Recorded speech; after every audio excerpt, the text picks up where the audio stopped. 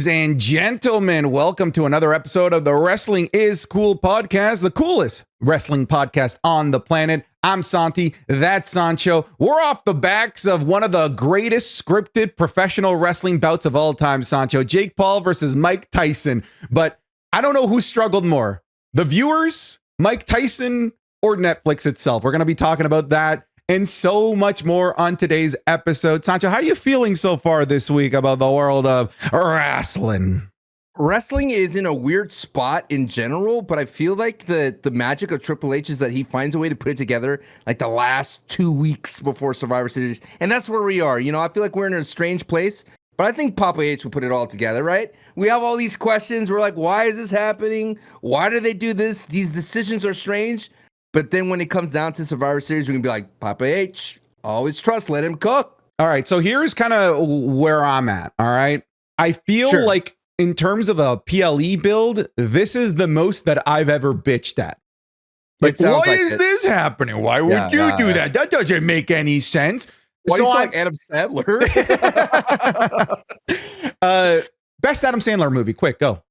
Best 51st Dates. Oh, overrated. It's fine. Uncut Gems as well. Uncut Gems is good.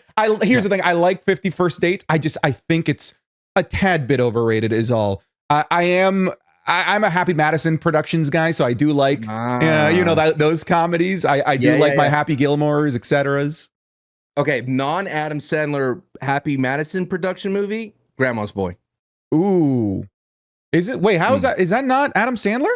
He's not in it. He's not the star of it. He doesn't, but it's produced by him. So, Grandma's Boy, because I love gaming. Perfect. Okay, what's better? I was going to ask you, what's a better production, Happy Madison's or National Lampoon's? Happy Madison's. Oh, okay. See, I'm a National Lampoon guy. They fell off, though. They did fall off. But Christmas Vacation, it's the season. The Christmas Vacation is so good. It's so good. Really anyway, solid. This is why you guys come to this podcast, for us to discuss movie production companies and their best works. But here's the thing. All right. I feel like I've been complaining and bitching about the buildup of Survivor Series, but I just know that once the smoke settles, I'm going to be like, yeah, that's another Triple H W. But I am going into this with the least amount of confidence that I've gone into a Triple H PLE build, especially from the women's side. I will say, and we'll talk more about this, it just sort of feels, Sancho, like they're just there for the zip line. Like they're just there to do a Wargames match because they need to fill the quota of a women's Wargames match. Tell me right now, Sancho. Yes. What's the story of the women's Wargames match? Oh, the story is the tale is almost. Wait, hold on. It is the story of just because you're a face and just because it's the right thing to do to team up with other faces, it is not the best of things in your own interest because it will all implode. And that's the story. These women are joining forces to go up against the heels, and all these faces are just going to implode. And it's going to be used as a launch point. I think that's what. It's kind of like an exposition. This is the exposition part of the movie, as we're talking about, where we're learning the characters. We know the characters, and then everything explodes, and then we're gonna have the fallout for Survivor Series. I mean, that's my bet here for the women's side of things. So Jade Cargill, Bianca. You got Io in there with Bianca. There's so many splintering. I think my only problem is, why is Rhea Ripley back in it when she should probably let someone else have a little bit of the shine, a little opportunity, rather than to forcefully be inside a War Games match with a broken orbital bone, which may be a work, but we'll know. Sure. I just don't think there's a story. I think what you said is probably the most logical thing, that this is just a launching pad for more stories. Yes. Because the baby faces typically for something like this would come together to take out a greater evil, right? That's what we're seeing with the men, right? That's what we saw last year with the baby faces coming together to take out the Judgment Day that were running Monday Night Raw. But then this is just random. Like, because the heels are also just randomly getting together. It just sort of feels like they're there for the zip line. It just sort of feels like they're making a Survivor Series War Games match for the sake of making a Survivor Series War Games match. But here's the caveat. All right. There's one saving grace. It's a really unique position for the Money in the Bank briefcase to be literally locked in with the two people that you could cash in on and have them both be on your team. But again, that's not the story going into this. That's not the buildup of this. That's a story that could develop within the match which goes to what you're saying, which is this is just a launching point for other more interesting things. And I just don't think that that's fair for the women that are going into this PLE, that are going to be putting their bodies on the line in one of the more difficult, more violent matches.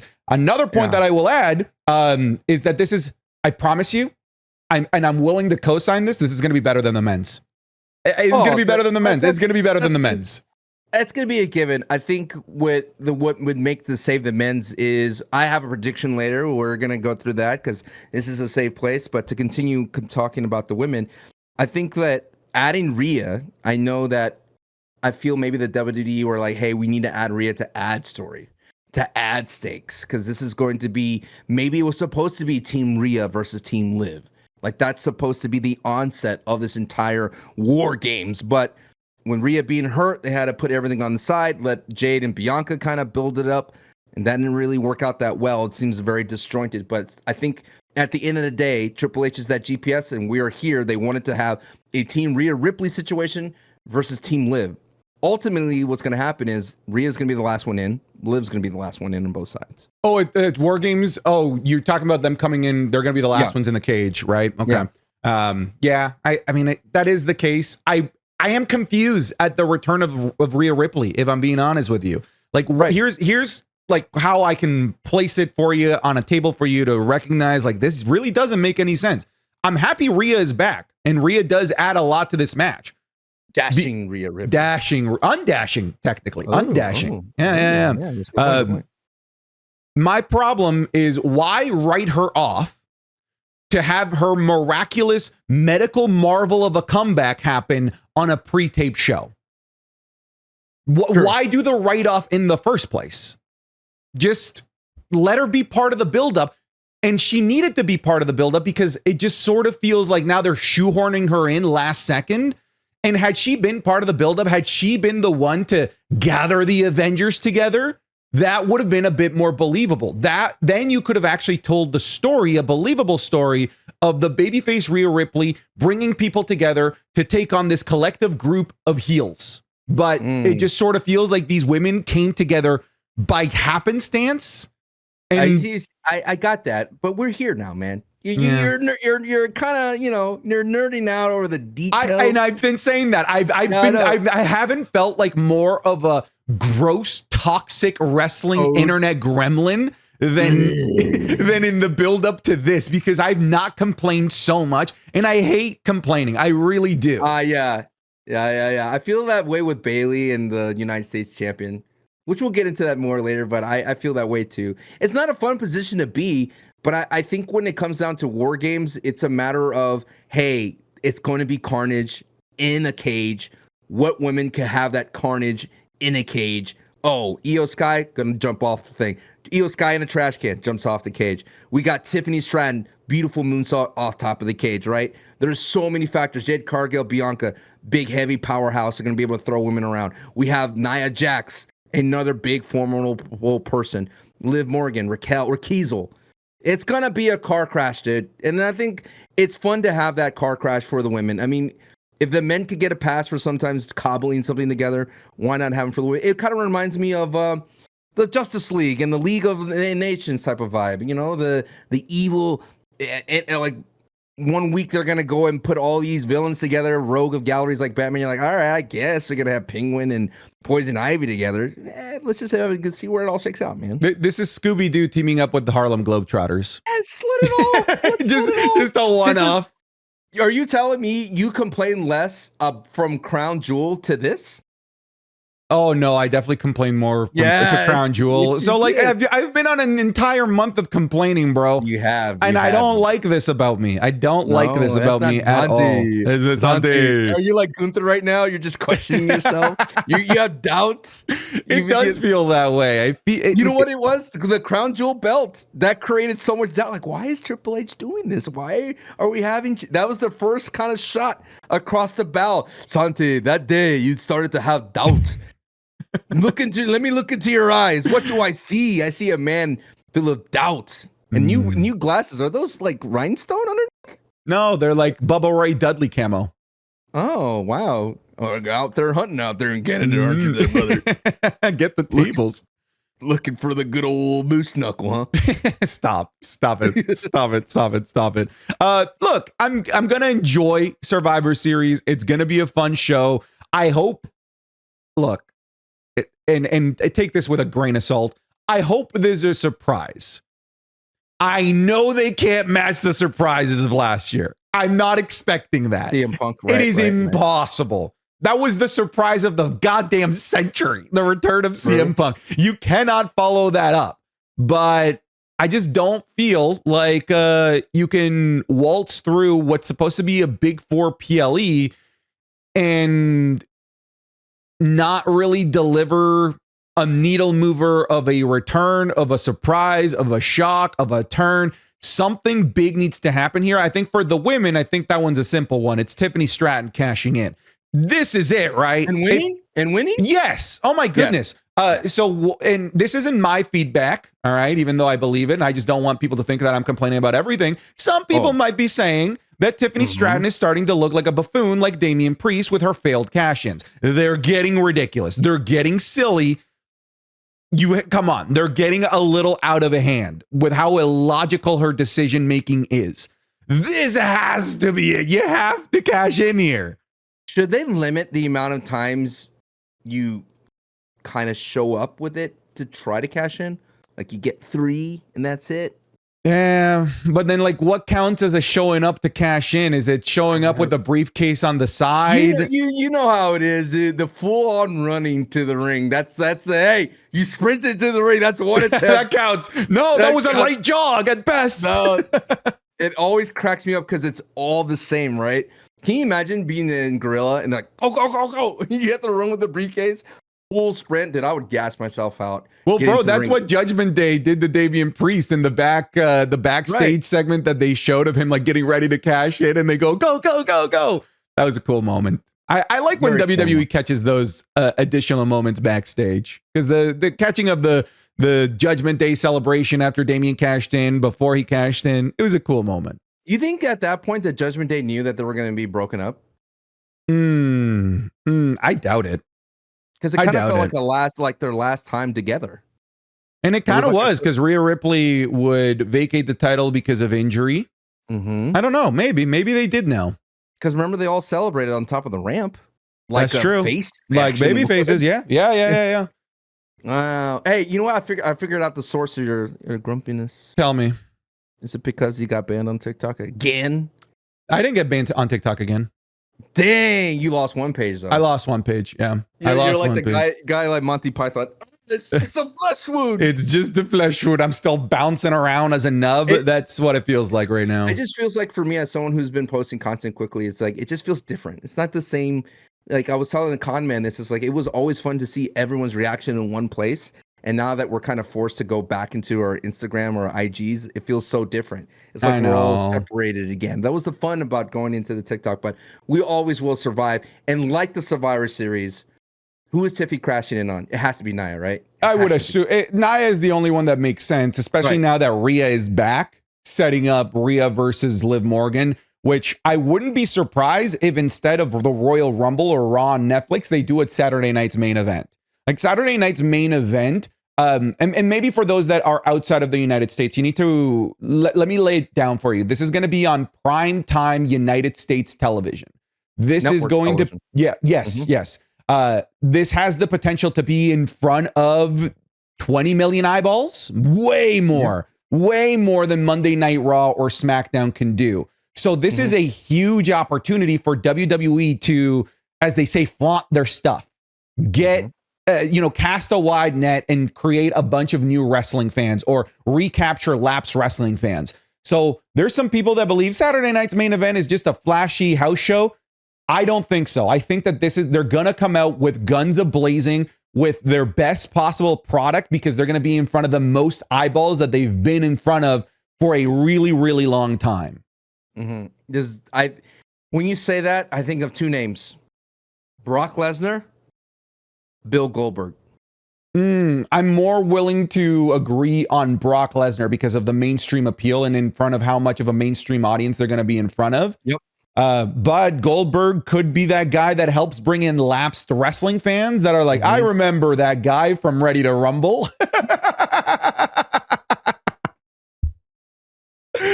We'll talk more about that in a second about the movie night. Oh, man. But I expect big things out of Saturday night's main event, which is why I wouldn't be surprised if Rhea Ripley versus Liv Morgan happens there now that Rhea is back as quickly as she's been brought back.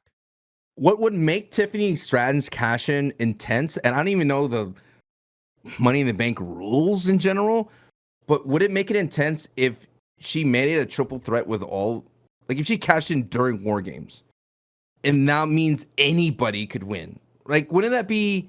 Because there's two ways it could go. It could be the War Games match happens and Tiffany cashes in, thus creating a triple threat or a singles match between whoever she chooses.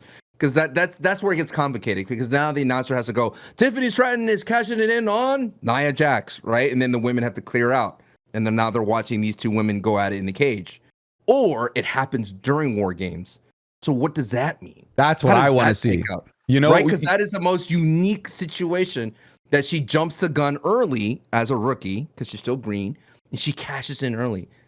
What, like, who the team member that pins the final win? Like what, or who pins Nia or pins Liv gets to be champion too, and even though the match continues, like, it's bizarre. So I'm so down for all of a sudden a cash in creates a battle royale situation where now all of a sudden it's every woman for herself, and that works. Because there's no cohesion amongst anybody in this group.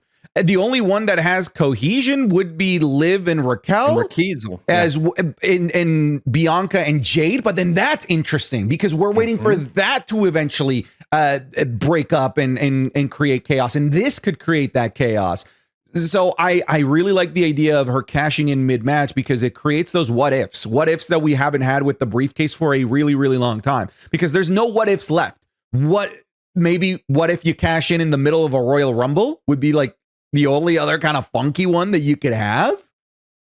Oh, like yeah, maybe, but that means the belt has to be around. Yeah, that means the champion needs to be there, which just wouldn't work. So there's very few situations that the WWE has that you can put the Money in the Bank briefcase in that could create a lot of doubt and confusion and interest, as opposed to just your traditional cash in. And I'm down for that. I'm down for a little bit of chaos in my life.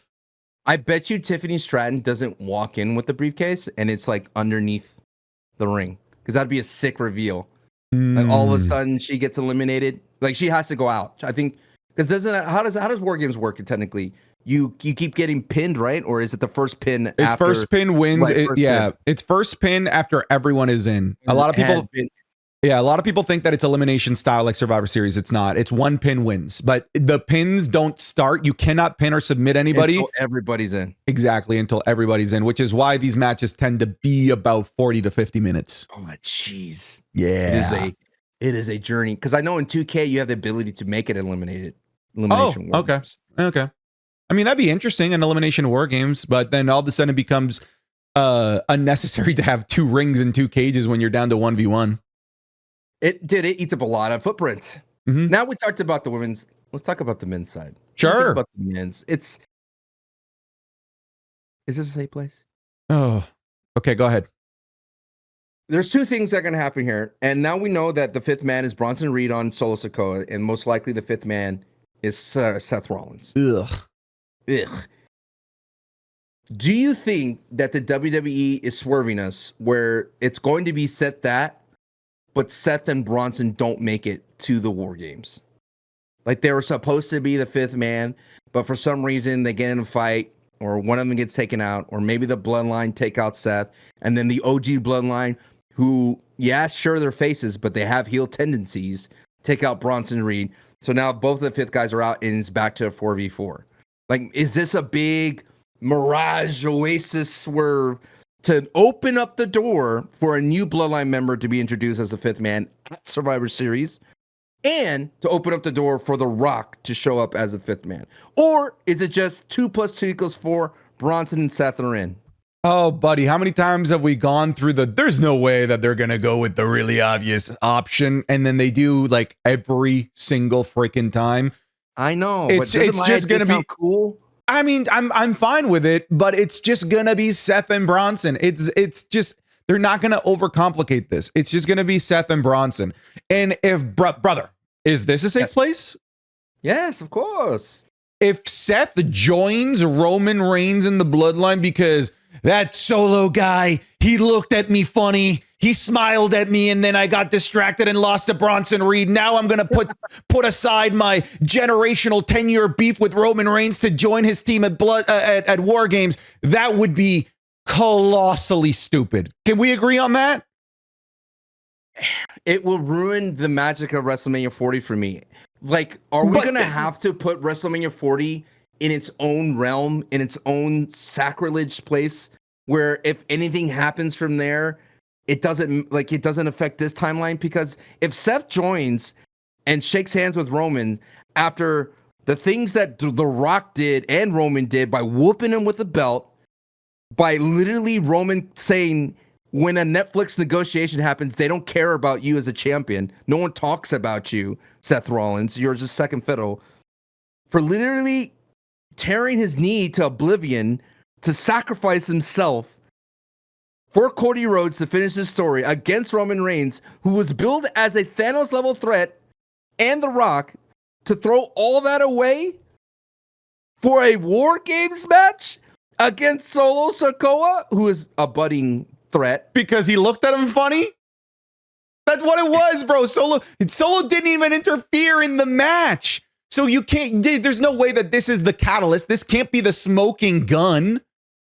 There's got to be something more than that. Are we whinging? Are we whinging and whining? Is this justified? I think it's justified. I think this one's justified. I think this one's justified. Like you said, this would be undoing everything that Seth put himself through at WrestleMania 40 to defeat the big bad that everyone collectively came together to take out. Here's the thing. I'm more willing to believe Seth joining the Bloodline if he's the catalyst that makes Roman Reigns apologize to everyone, because that's still a hanging story arc that hasn't happened. But dude, more has to happen than just Solo looking at him funny and smiling, because when you look at it, Solo and nor the Bloodline got involved in that much. Like they didn't get involved in the match at all. No, it was a very basic interference play, and Bronson technically beat Seth in an almost clean way besides the stare down. It's a strange world, man. I think this is probably are we over? I just hate being so dramatic, so hyperbolic, so dramatic. It's over. It's over. Cancel your WWE subscriptions, folks. It feels like it's a misstep in Triple H unless there's a bigger game at foot. Unless Seth Rollins turns on him at Rome, like he realizes that he can't do it and that he just screws over Roman and the OG Bloodline. Because I firmly do believe that the OG Bloodline has to lose. OG Bloodline has to lose unless Paul Heyman shows up, which he won't because of apparently his phone disconnected, or he changed his number. The wise man has to show up for the OG Bloodline to be 100%. I agree. They're still not 100%. If they go into War Games without Paul Heyman, Solo Sikoa wins again. I agree 100% with you. Paul Heyman, I think, is going to be the it factor as to who wins here and the giveaway. If the good guys walk in with Paul Heyman, the wise men, good guys are winning. Yep. If he's not there like during the match or before the match, I think that Solo's Bloodline should win here, because I feel like at this point we're that one missing piece away from the Bloodline being fully back together, and Roman Reigns is that. Paul Heyman is that piece, and part of the narrative that they're telling here is that they can't beat the big bads unless they fully together, unless they fully work together. And I think that that's what the Paul Heyman piece is. That's why Jay kept going, make the call, Oos, Oos, Oos, Oos, make the call. Jay is struggling in these segments, man. He looks like he wants to laugh the entire time. I know. He just wants to laugh at everything. But what's interesting is when they all got together and they all went to meet Roman's still sitting in the chair. Yeah, he's still the king. He's not one of the boys. He's not one of the boys yet. And he's still And I still, well, the thing that kind of blew my mind was when they had the OG bloodline of the Usos and Roman versus Solo Sikoa and Jacob in the 3v3. It felt like Roman wasn't still on the same page in the ring even. He was just like looking at the Usos like, you guys are clowns type of thing. And even then, they're not on that same page. Like Jay wanted to be like, no, you don't tell me when to tag in. I tell you when to tag in. It's kind of like and then Michael Cole was laying on thick, like, oh, it looks like Roman's not he's not wanting to be here. He just seems like he has a bigger ego. You're like, Michael Cole, chill, bro. We just literally haven't rang the bell yet. Brother, chill. Yeah, I think that's going to be the narrative of the match. Yeah, the bloodline not being able to work together as cohesively as Solo's bloodline. It does beg the question, is this a big enough show, big enough market in Vancouver for The Rock to show up? Vancouver is a big movie hub. A lot of movies get filmed in Vancouver. A lot of movies. Maybe he shows up there, but I have a hard time believing that we're going to see The Rock at the end of this. Maybe Why? Paul Heyman. I'm having a tough time just seeing I had a tough time seeing The Rock at the end of Bad Blood. I guess the reason I'm having a tough time is because it would just be replaying what they did at Bad Blood, The Rock making his appearance at the end, unless he actually like fires a shot somewhere, you know, and he calls a shot as to who he's aligning with, who he's here to take out. Then I'm definitely eager to see The Rock, but we go back to Saturday night's main event. That's where you bring out The Rock in front of as many people as possible, because you've already played your Rock returning at the end of a PLE card, a Bad Blood. It was not a good return either. No, it was like, hey, can you come by? Yeah, I could spare like, I don't know, 5 minutes. Yeah, it's funny because I feel like that would have worked better at the end of Wargames than it did at Bad Blood, because at the end of Bad Blood, everybody's just like, well, CM Punk and Drew McIntyre should have probably main evented. That was like the talking point, not the return of The Rock. It was the fact that the wrong match main evented. That's what the community was talking about. Can we talk about as well, what did Solo mean when it's all part of the plan? Remember he said that. At the end of Bad Blood, he goes, it's all part of the plan. What is this plan? What does it mean? Is it the plan that Solo says, oh, don't worry, I planned The Rock to come back? Like, is it Solo that's still in control? Is it The Rock being the marionette puppeteer controlling everything? That's what I'm leaning towards, that it's The Rock puppeteering everything. You know, that hurt the Solo, though. Of course it would. But, well, maybe not. Like, did The Rock appearing last year hurt Roman Reigns? A little. It did, right? It did. Yes. And so it should hurt Solo, right? If it hurt Roman, it should hurt Solo. Unless Solo leans into his new comedic side of things. Because when The Rock said, hey, even Solo's going to sing the national anthem, I'm like, oh, like that was fun. That was great. Like if Solo could lean more into this thing, and then The Rock could be like, man, I really appreciate, because remember there was that moment, and it was interesting when I was purging my TikToks. I was like going back in time, right? Deleting everything, right? Doing this whole thing, deleting all the TikToks I had on my wrestling page. I came across that one moment where Solo Sikoa is sitting there, and then the camera pans to The Rock and Roman just nodding their head in approval. Like, yeah, he's going to be the guy. So I, you know, it's that kind of a moment that if The Rock could push or put over Solo, I think it'd be different versus The Rock appearing and taking the spotlight from Roman Reigns. Oh, don't turn that hat around. Oh my God, you look like hardball right now. Look at you. I'm looking like a 7-3. I'm looking like a 7-3 coach is what I'm looking like. You do. We won't dive into this. You have no leg to stand on, brother. People are like, oh, not talking football. I'm out. Oh, buddy, you should have seen us on the Wrestling is Cool Match Club. We watched like 15 minutes of badminton. We did. We did. I'm not even kidding on that. We watched badminton on the Wrestling is Cool Match Club. Apparently, you're a badminton savant. I was. You know, back in my day, I used to be able to hit a birdie over them mountains over there. Isn't it called a shuttlecock? Some people, there's some areas that call it the shuttlecock. Most call it the birdie. Why? I don't know. Why just call it a shuttlecock? That's what it is. Well, it's also a birdie because it's got whatever, man. We're not going to get into badminton talk here. All right. You're not going to lead me into badminton conversations. I could bait you into anything, honestly. Badminton is cool. All right. So I do want to move on from both the men's and the women's war games. Anything else that you want to mention here? My swerve. Would that be better if both Seth and Bronson don't appear and it just goes down to a 4v4 at Survivor Series? Now we're just sitting there. Who's going to be the fifth man again? I've always been saying that it should just be 4v4. And then you hear, no, it's not going to be the big show. He rips the door off. Oh, God. That would be so ass. That would be so ass. The WMD fight, having his matches in his little beanie. Well, folks, it's that time of the show where we remind you to come check us out over on the Patreon, patreon.com/SantiZap. Over there, you're going to get so much more content. You get the Patreon exclusive Raw reviews, SmackDown reviews, 5 Wrestling is Cool Match Club watch-alongs. You get the podcast that you're listening to here 3 days earlier than everywhere else. There are no ads. Yeah, ad-free entirely. I'm doing the Undertaker streak ranked. You're doing the Royal Rumble matches ranked. So there's so much content over there. We actually upload more on the Patreon than I do on the YouTube page, which is insane to think about because I already upload a lot on the YouTube page. So come check it out. $5 gets you in the door and gets you all of the content. We do not split the content on different tiers. Like if you get the cheapest one, the $5 tier, you get everything that we do.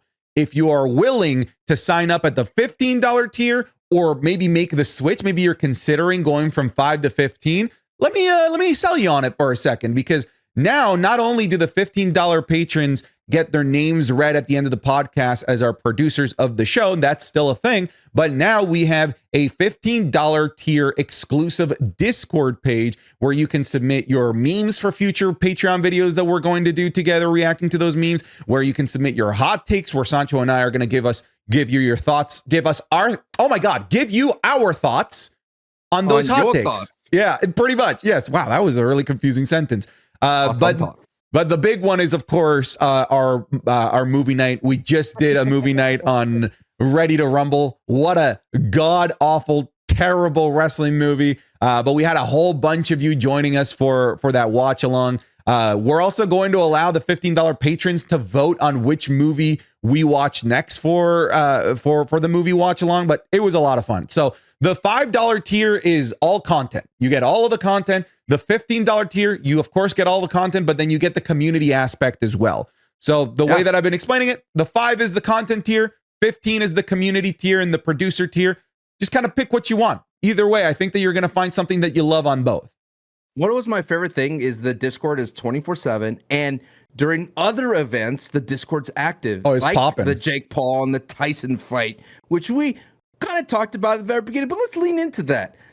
For one, I'm not worried about the Netflix thing because, dude, that's the whole world turning into Jake Paul and Mike Tyson. I think us wrestling fans are giving ourselves a little bit too much of gas, so to speak, to think that we're going to crash the Netflix servers. We're not going to really crash the Netflix servers. You think we're going to crash the Netflix servers on January 6th in the Intuit Dome? Okay, so let me play both sides here for a second. Netflix also crashed during the roast of Tom Brady. It crashed during the finale of Love is Blind, for goodness sake. So Netflix has a bad rap already. This wasn't a one-off problem with the Jake Paul, Mike Tyson fight. That being said, you're right. WWE fans are not going to pull in the numbers of Jake Paul and Mike Tyson, but we have to also remember that Raw on Netflix is worldwide. It's not just in the States, and it's already on TV. It's already doing 3 million viewers. On Netflix in the States, we could probably expect that number to be significantly bigger. And then you add the whole world now, instead of tuning into individual channels, also coming into the Netflix servers. It raises concerns, but we're not doing 70 million people like Jake Paul and Mike Tyson did. I definitely don't think that. But I also don't think that it takes that much to break the Netflix servers, as we've seen with the roast of Tom Brady and the finale of Love is Blind. Here's where I'm going to go back and jump on the other side. There's a difference there's a big difference between wrestling and the Jake Paul, Mike Tyson fight. The Jake Paul, Mike Tyson fight if you're not there in the moment, you might as well not be there. That's a thing you had to watch live. You had to watch live. Wrestling, there's already a culture of watching it after the fact. There's already a culture of watching it the day after. The Europeans, you know, for a regular episode of Monday Night Raw, they're not going to stay up. They're just going to watch it on demand on Netflix the next day. So it's not as if all wrestling fans will converge on Raw at the same time, because Netflix now allows you to watch it on demand whenever you want, after work, when you wake up in a different time zone, etc., etc., etc. So I don't think that it's going to have the full burden of wrestling fans to begin with, but I'm still not sold on Netflix's capacity to do anything live. They've missed 100% of the times. I haven't heard of a Netflix live event, Sancho, that hasn't had these problems. So they're batting 0 at the moment. Yeah, we're gonna be all right. I mean, it's a better what's the word? Better risk for them, because Netflix is the whole world. I mean, that's gonna be amazing if they could pull in what my gut tells me they're gonna pull in 20 mil at least on the first step. Well, it's like, what is pulling in? Is VOD on demand? Do we count that? Concurrent viewers, probably 20 mil. Okay, you think it does 20 mil? I mean, like, it's like, look who's advertised to be on that Raw. Yeah, I mean, in the Intuit Dome too, which is a very beautiful arena. Yes. You've been there. Yeah. I could see North America alone being 6 million concurrent. I could see that. I could see this being. I could see this pulling more than Attitude Era numbers potentially. If they have John Cena, if they have, I think Roman, they will. I think they'll have Punk. And they literally need everybody, and it has to be 3 hours. I think it will be 3 hours as well. And well, it might not be like standard 3 hours. It might be 3 hours worth of programming where it ends up being like 2 hours, 20 minutes just with no commercials. I could see that also being the case. Who opens up the Raw? Triple H, of course. It would be Triple H. It's Triple H or Cena. It's Triple H or Cena that opens up and welcomes the world to Raw on Netflix. I could see it being Cena. I could see it being Cena being the MC to usher in the new era. He's their Mickey Mouse. He's their Mickey Mouse.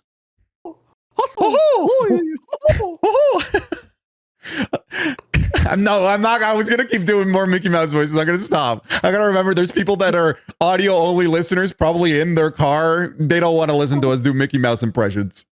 Yeah, I do. No. Move on, Sancho. You want some? Oh, come get some. Oh, dude.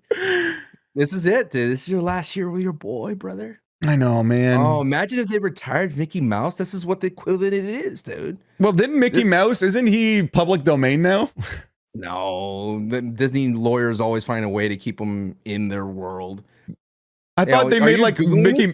Well, I'm pretty sure he is. That's why they were able to make that Mickey Mouse horror movie. No, that's Winnie the Pooh. I think they made a Mickey Mouse Disney one. Does not care about Winnie the Pooh, but they care about their flagship mouse. Okay, hold on. There Mouse. is one. Okay, Steamboat Willie. Oh, it might be Steamboat Willie. I think is public domain, but the rest of like Mickey Mouse himself is not. I think you're right. I think you're right. It's like the ruthless aggression, the prototype John Cena. They let him go like, you can do whatever to that guy. But this guy that we have here, hustle, loyalty, respect, John. Nah, they ain't bro. What? Nowhere. Okay, all right. This brings up a weird concept. All right, could wrestling gimmicks become public domain? Because for those that don't know, something becomes public domain after 100 years. It becomes public domain. Like you can't hold on to a copyright basically for more than 100 years. That's a thing. So it would be dead by the time the 80s wrestlers come around. I mean, who knows, man? Maybe we'll be androids by then. Maybe we'll have our lifespan. I would hate to have you to be Android walking around. You would have catchphrases and you would just be walking around. It's gonna be bloodline rules. Look at you now, human. Look at you now. I can just see the movie now, dude. post-apocalyptic. They uncover you, the little android you in the rubble. You're like, oh my god, he's still active. They plug you in. It's gonna be. We are. And then my army of brain rot robot comes out. Yeah. I've heard of this robot, Santi. I bring them out from the ground by saying, all rise. Oh god. For the outlaw. Movie sucks. Speaking of Damian Priest, bro. Wait. Let's not move on from Mike Tyson, Jake Paul yet. Let's not move on from Mike Tyson, Jake Paul. Because there's a lot more to dig into. You wanted to talk a little bit about this. Look, the entire fight, as I love boxing, the sweet science of boxing. I adore boxing, and you know, I did a little bit dabbling into it. I have a crazy jab because look at these long arms, baby. You think you can get inside this reach, brother? Yeah, he's got orangutan long arms for those that can't see. Look at that. Bang! You're not gonna get into this. Yeah, he's got the reach of Mr. Fantastic. I do.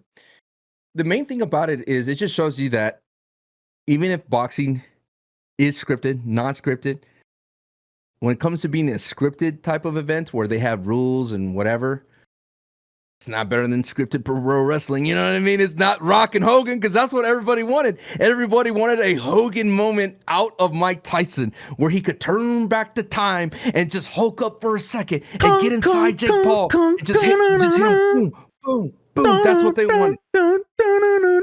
And that did not happen, brother. Not at all. No, I think you hit it perfectly. People were looking for that wrestling moment out of this. People were looking for the miraculous comeback. People were looking for the old lion to usurp the young lion. They wanted the hallmark moment.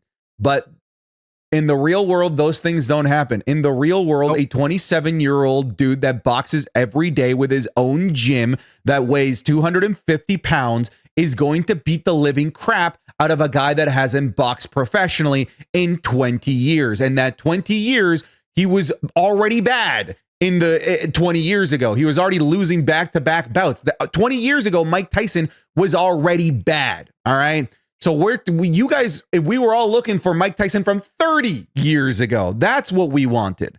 We wanted Mike Tyson before the Buster Douglas loss. People wanted that moment of Mike Tyson turning back the clock and giving us a vintage performance a la Hulk Hogan, a la maybe a Ric Flair or something, Sting in his retirement match. People were looking for that special moment, but I'm sorry to tell you that in the real world, those moments don't exist. Those moments are for professional wrestling only. Yeah, that's what makes pro wrestling so cool. That's what makes it awesome that we could kind of have this disbelief or live in a world that it's fantasizes of that ultimate comeback. And at the same time, what drives me crazy in this era of content creators and from all different walks of life is that people are like trying to find the conspiracy and be like, look right here, Mike Tyson could have knocked his head off, but all of a sudden the contract, and I'm like, bro, it's over, man. I'm sorry. Mike just did not have it in his legs. Roy Jones Jr., the commentator who's boxed against Mike Tyson in his last exhibition match, said immediately after round one, Mike doesn't have the legs for this fight. If you're going to disagree with him, unless you're Morrow, who's disagreeing with him about the bro, that commentary, that might be the worst commentary for anything that I've ever heard. My goodness, just you're two guys trying on it, right? I'm rubbing off of you, right? You're picking it up on the commentary. It's just these guys were just trying to outdo each other. They were trying to outright each other. Oh, Mike Tyson, I think there's something wrong with his mouth guard. I don't know. I don't want to disagree with you, but I've seen lots of Mike Tyson fights before, and he just tends to bite his glove. Yeah, but I think not this time. I think this time there's something wrong with his mouth guard. Oh, I don't know. I don't know about that. It's like, dude, shut the hell. Just move on. And it was the whole bout. It was the whole bout that they argued over this. What else are they going to talk about? Jake Paul just whipping on an old man. I mean, it doesn't matter who you are. They always say Father Time wins, but at the same time, it pains me to see where the sport of boxing is. I interviewed Showtime Sean Porter, who was a great champion, and we were talking about casting, but this is for the Olympic show I did, and I asked him straight up, what do you think about the Paul brothers, right? And he kind of took a second. He was like, dude, they're bringing eyes to the sport. This is when Logan was boxing too. They're bringing eyes to the sport of boxing. And at the end of the day, boxing is about selling tickets. It's about promoting. It's about getting people in, buys and pay-per-views, things of that sort. But you could kind of see like the hesitation in when his voice is like, it's kind of ruining the magic of boxing. I mean, boxing at its peak was that, oh, you have to tune in, you have to buy in, you have to watch these great warriors go at it in the ring. I mean, look at Arturo Gatti versus Mickey Ward, what some of the best trilogy of boxing ever of all time, seeing these guys lay out. Hell, look at the match beforehand, Serrano versus Taylor, two women just duking it out and laying it all out. And then you follow up with this, whatever that was. Yikes. Bro, it felt like we were watching a Saudi wrestling match. It felt like they brought back the Brothers of Destruction out of retirement. DX. Oh, and then poor Triple H tears his. What is he tore? He tore his shoulder. Dude, I think he tore his pec. But you know, you might be wondering, why are we talking about this? Listen, there's wrestling connections. Mauro Ranallo, he's that former commentator for the WWE that was, I think, for lack of a better word, bullied out of the company by JBL. We also have Jake Paul, of course, who had appeared in the WWE Crown Jewel to try and help his brother Logan beat Roman Reigns. I am the table. And then, of course, we have Logan Paul, who had a little moment there with Mike Tyson. And then Mike Tyson, who's a WWE Hall of Famer. So there's a lot of connections here. Do you think that we get Logan Paul versus Mike Tyson next? No. What I think that comment that you're talking about was a work, brother. They're setting up for Mike Tyson to return back to WWE with his newfound fame to be an enforcer. Hear me out. Logan Paul versus LA Knight with special enforcer Mike Tyson at ringside. Oh my God. You talking about replaying the hits, brother? Now we got LA Knight mixing it up with Mike Tyson, dropping commentary again. Oh, come on. Do we get the same swerve of Mike Tyson aligning with LA Knight at the end to take out Logan Paul? Yes. Same everything. I mean, we already saw them replay the retirement of AJ Styles. Why not do this again? And it'd be a great way to have LA Knight be in this picture like a Stone Cold. And I know people don't like the kind of the comparison between LA Knight and Stone Cold and The Rock, but dude, what a great way to capitalize on this newfound energy between Logan and Mike Tyson. Logan Paul knows what he's doing. He always knows how to build something, and he understands planting seeds. He doesn't will there be a fight, an actual boxing fight? Who knows? Doubt it, right? But Logan Paul knows that there's always a possibility in wrestling. That's why he said that comment. That's why he dipped into his heel voice. You know that voice he does. It's very I'm a tough guy and I'm going to speak with a little bit of an accent. I'm going to whip your ass. That's what he did. And that right there is the booker in Logan's mind. Because you could tell that Logan tends to book for himself. And that is why his matches feel so different. They're a spectacle versus events, a traditional wrestling match. Yeah. I mean, I don't want to see a boxing bout. I don't want to see Mike Tyson in the ring again. He said he wants to go again. I don't want to see him. I don't want to see him in a WWE ring. I will absolutely tune into that 100%. I think there's still a lot of market value in the name of Mike Tyson in the world of professional wrestling.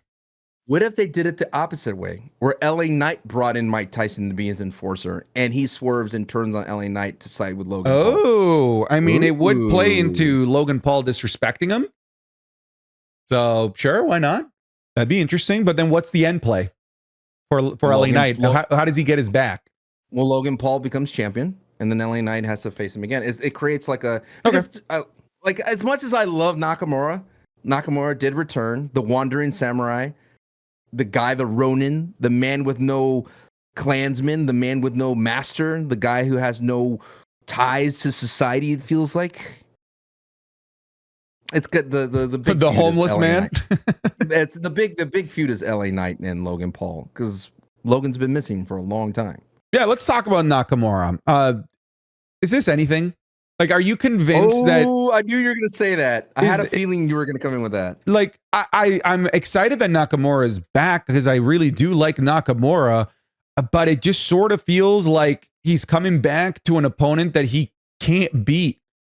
It feels like he's coming back for an opponent that no one will ever truly believe that Nakamura has a actual chance at defeating him. So it just feels like there won't be that drama of LA Knight's titles truly up for grabs, because it just sort of feels like LA Knight is in a bit of a triple threat stance waiting for the return of Logan Paul for that rematch. Can I give you some bad news? Hit me. I looked into the future. Okay. The Doctor Strange future. this is Nakamura's last run in the WWE, and he's setting up this character to be whatever he does in the next promotion. Whether he goes back to New Japan as his Wandering Samurai, think Joker Sting, think of the bastard of Adam Neville. Was it Adam Neville? No, Adrian. Nice. Adrian. Close though. Close. Adam Page, mixing them all up. Hangman Page. So yeah, this is going to be the Wandering Samurai. This is the new gimmick that he's working on, and the WWE is giving him a platform to have this gimmick, to explore it, to be a creepy ghost type of vibe. There's nothing scarier than Tokyo horror stories, brother. So true. So true. You ever accidentally turn the corner on Instagram or on TikTok and you're just wandering down creepy Japanese stories? Oh my God. It has that type of music. Oh man. What are spookier? Those are the yo ho all hands. God. Hoist the colors high. And it's like deep sea TikToks or Instagrams. Anyway, started to really. Did you know that we've only explored 10% of the ocean?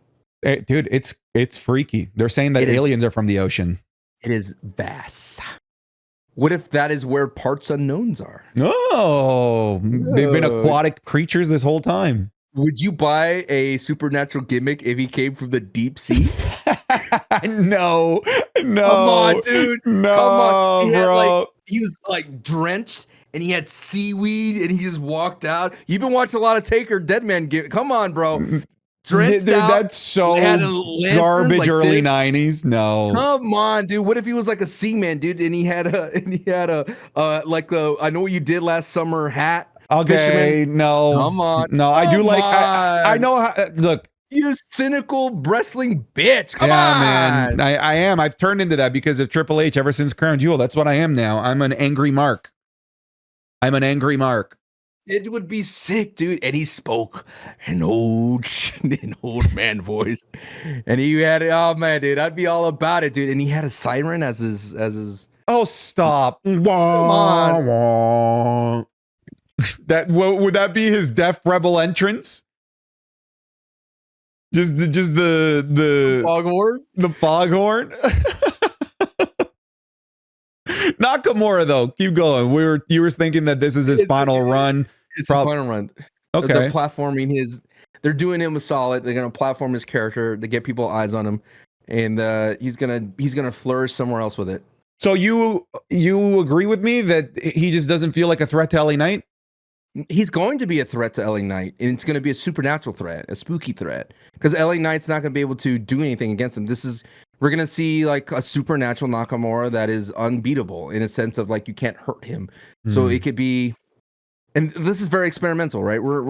This is where Nakamura is going to work things out, and he probably has an idea like, hey, I want to be someone that doesn't sell damage too much, eats pins but gets back up type of vibe. And it's going to be a spooky character. I didn't say it was good. I'm just saying that this is doing them a solid. Look at you. Look at you now. What happened to you, bro?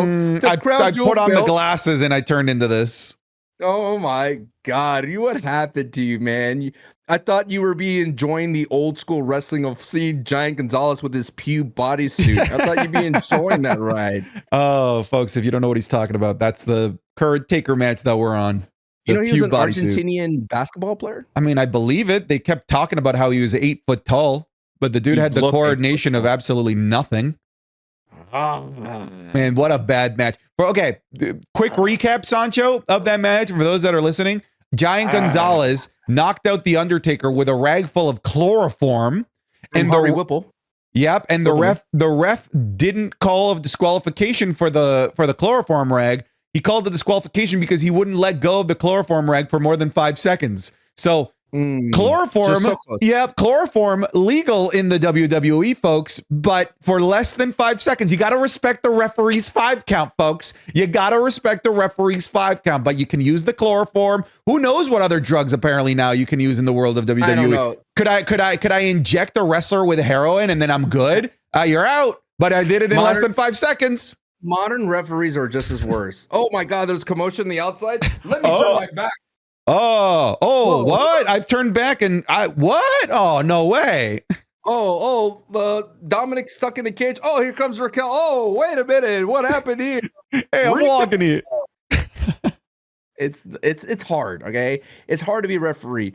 But what happened to you, man? I had that feeling too about Nakamura, but I'm down for the ride. Why are you not going to enjoy the ride? No, I'll enjoy the ride, I guess. It's just I feel bad for Nakamura. That's truly what it is. It's not that I'm not willing to enjoy the ride. I just feel bad that he's being put in a situation where I just don't even think he has a chance. It's time to let him go, dude. He's gonna find better pastures everywhere else. His time is done. I don't want to let go of Nakamura, man. Unless AJ Styles and what Finn Balor, they create a Bullet Club with Nakamura in New Japan. It ain't happening, brother. His time is done. It's done. I'm sorry. What does he join the Wyatt Six? Becomes another ghost in there? No, it's done, brother. Dude, how much is Bo Dallas looking exactly like Bray Wyatt? It is freaky. He is turning into his brother. It looks like a young Bray Wyatt. Like side by side, I'd have a hard time picking them apart. You think it's done intentionally?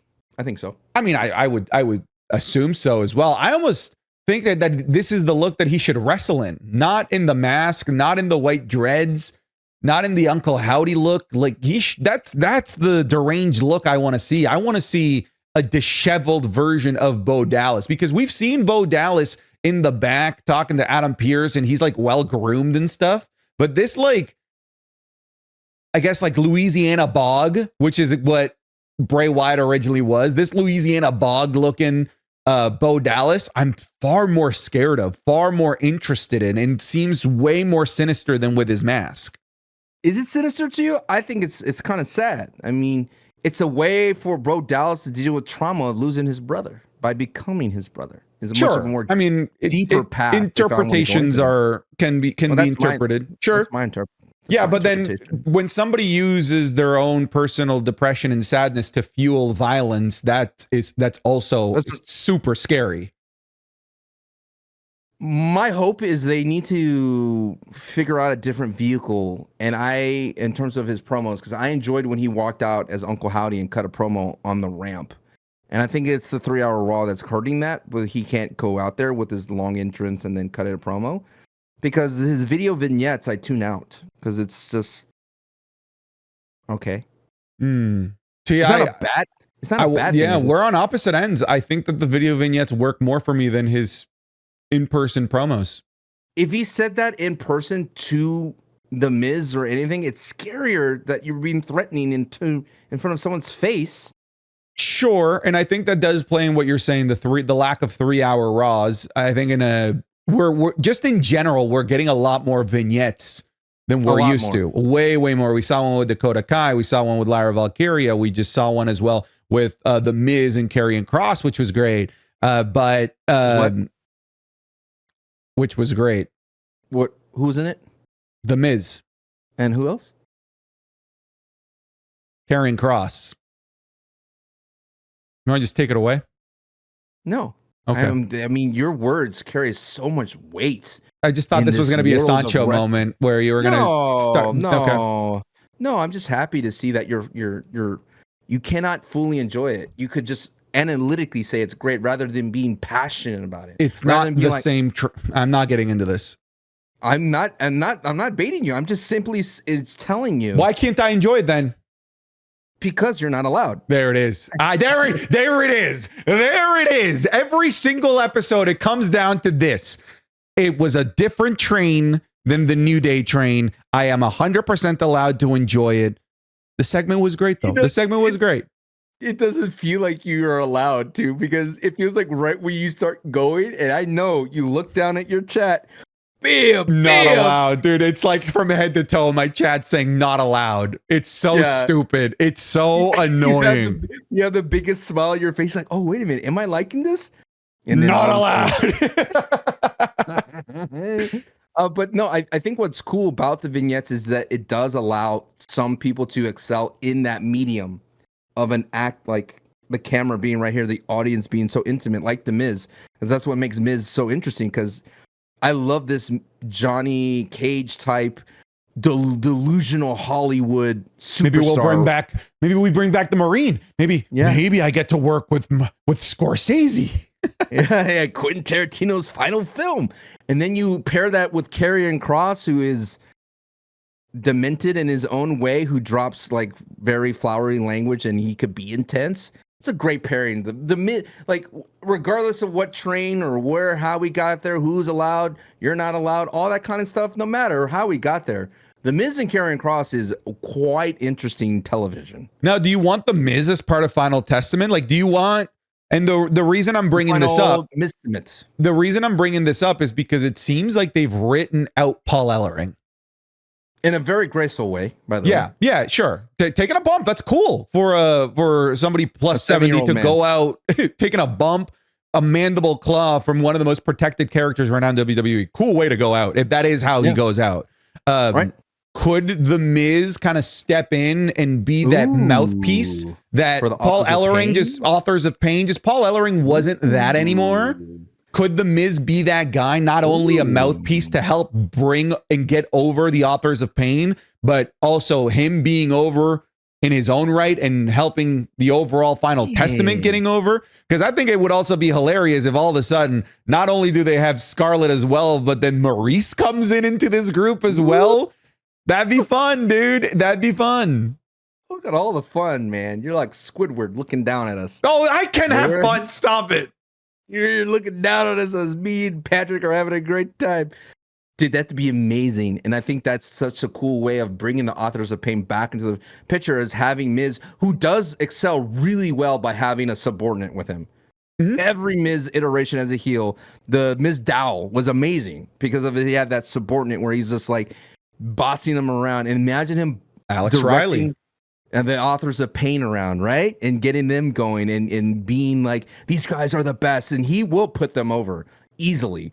And having Miz with that firepower, oh my God, Miz could do anything now, right? Who's going to stop the Miz when he has Authors of Pain in his side? But will it end in gold? I don't know. Like, define gold. Define gold. Like literal or... Okay. Authors of Pain would have to go after a tag team with the Miz, right? Okay. That has to be a thing. Does Karrion and the Miz in the Final Testament end up in the IC title picture? I don't know. I think that's their ceiling. If you had to ask me what's Karrion Kross's ceiling right now, it's the IC title. But now you're getting into like the weeds here, right? Now you're like, well, that means he's going to go with the Sheamuses, the Ludwigs, the Bron Breakkers. Like, is that going to happen? Don't know. Karrion Kross with the Gunthers and all that, that's even more far-fetched for me right now. For me, it depends on who the World Heavyweight Champion is. If it was still Damian Priest, I could totally see Karrion Kross in the Final Testament being a one-off villain to help build that champion that needs credibility. Sure. But if you were to put the Final Testament and Karrion Kross in front of a Gunther, a guy that doesn't need credibility, then it would just be, it would just feel like you're sending a lamb to the slaughter, right? But against a champion like a Damian Priest, somebody that's like a budding champion, maybe Bron Breakker becomes a new young world heavyweight champion, a feud with Karrion Kross.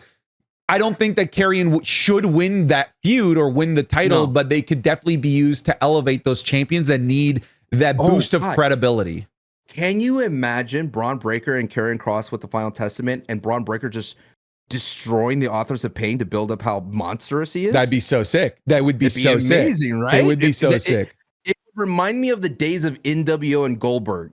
How there were times where Goldberg would just be overrun by NWO, but there were those moments where Goldberg would just destroy half the members of NWO all by himself, and you just be losing it. So imagine he spears Razor and spears, what's the other one? A common Razor. He spears all of, and then the Miz is involved too. There's just so much fodder for a Bron Breakker type, but it's an interesting pairing that. I don't know. Did they plan for this to go this far? It's whatever it is. It's worked out beautifully. It's working well. And one of the things that I want to see, as we're listing off potentially cool things, is if the Miz is the one that's kind of directing the Authors of Pain. If the Authors of Pain do win the World Tag Team titles, I want the Miz to carry them for them. I want the Miz to be the champ, but it's the Authors of Pain that are doing all of the physical work. All right, quick pop quiz, Sancho. We just said them. What are the names of the Authors of Pain? Did you already forget? Razor and Akam. There you go. All right. I think they need to change their ring gear, though, if the Miz watches over them. I think that'd be cool. I think refresh, just to make them feel different with the Miz. More bodyguard Hollywood-esque would be amazing for them. I know they'd be very close to what the Bloodline is currently wearing, you know, the suits and things like that. But if they could look like, think of like the Jack, what's that guy's name? That YouTuber? The Jack Dowie, whatever. The douchebag kid. Yeah. Yes, that guy. The one, yes. That kind of bodyguard. Jack right? Doherty. Hey, dude, if the Miz does a Jack Doherty gimmick, right? That'd be so funny. Just going around elbowing people and they go to step up to the Miz and then the authors of pain are right there. I love that. I love that. Yes, it's constantly just cause trouble because I feel that Miz being a face was just so limiting for him. The ceiling was too low because the Miz could do the you can't see me stuff, and it was wrong. It always felt wrong that the Miz was a babyface doing homages to his biggest nemesis of all time, John Cena. Oh, and imagine, dude, when John comes back and the Miz has the final testament with him and the authors of pain. Oh, and then your boy, John Cena, AA to both of the authors of pain at the same time. But then that means the John Cena carrying cross feud, which I actually could definitely see. I definitely could see. I could see it. Okay, if that happens, you're allowed on the train. Well, I mean, that's my train. That's my train. Do that. At that point, I take over the train. If it's anything related to Cena, it's my train. You have no say. Respectfully, I will let you do it. I will. No, not respectfully. You don't get to let me. It's just mine. You're gonna be that little kid. You could go ahead and pull the whistle, little guy. Oh my god. Let's stick with Monday Night Raw here real quick. We saw maybe exactly what you were asking for out of Damian Priest recently. You were the one who coined it, man. A couple of weeks ago, you were saying that you wanted to see that more street Damian Priest. And I think they're going with it literally and figuratively. Because Gunther, I know they're in the ring, you a general, but in the streets, I'm a king. And then what does he go? Adam Pearce like, oh. Nothing wrong dude, okay, can we talk about how hilarious and stupid it was that Gunther's like, you need to go off on your own, Ludwig. Ludwig, you need to become your own man. You don't need me. Don't you worry about me and Damian Priest. I'm gonna show Damian Priest what I'm all about. He thinks he's in my head. I'm gonna show him. I'm gonna find Damian Priest and tell him what I think. I'm gonna find Damian Priest and I'm gonna teach him a lesson. Turns. There's Damian Priest. 3 feet away with an earshot of that entire conversation, signing things for his fans. Someone in the comments said it felt like Gunther was releasing a Pokemon.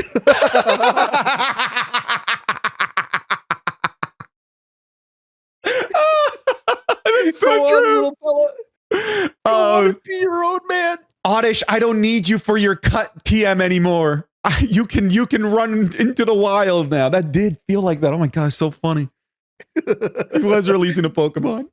I had a banger of a tweet though of the screenshot of Damian writing the letter, and I put, "My dearest Delilah, the news from the front are not received well."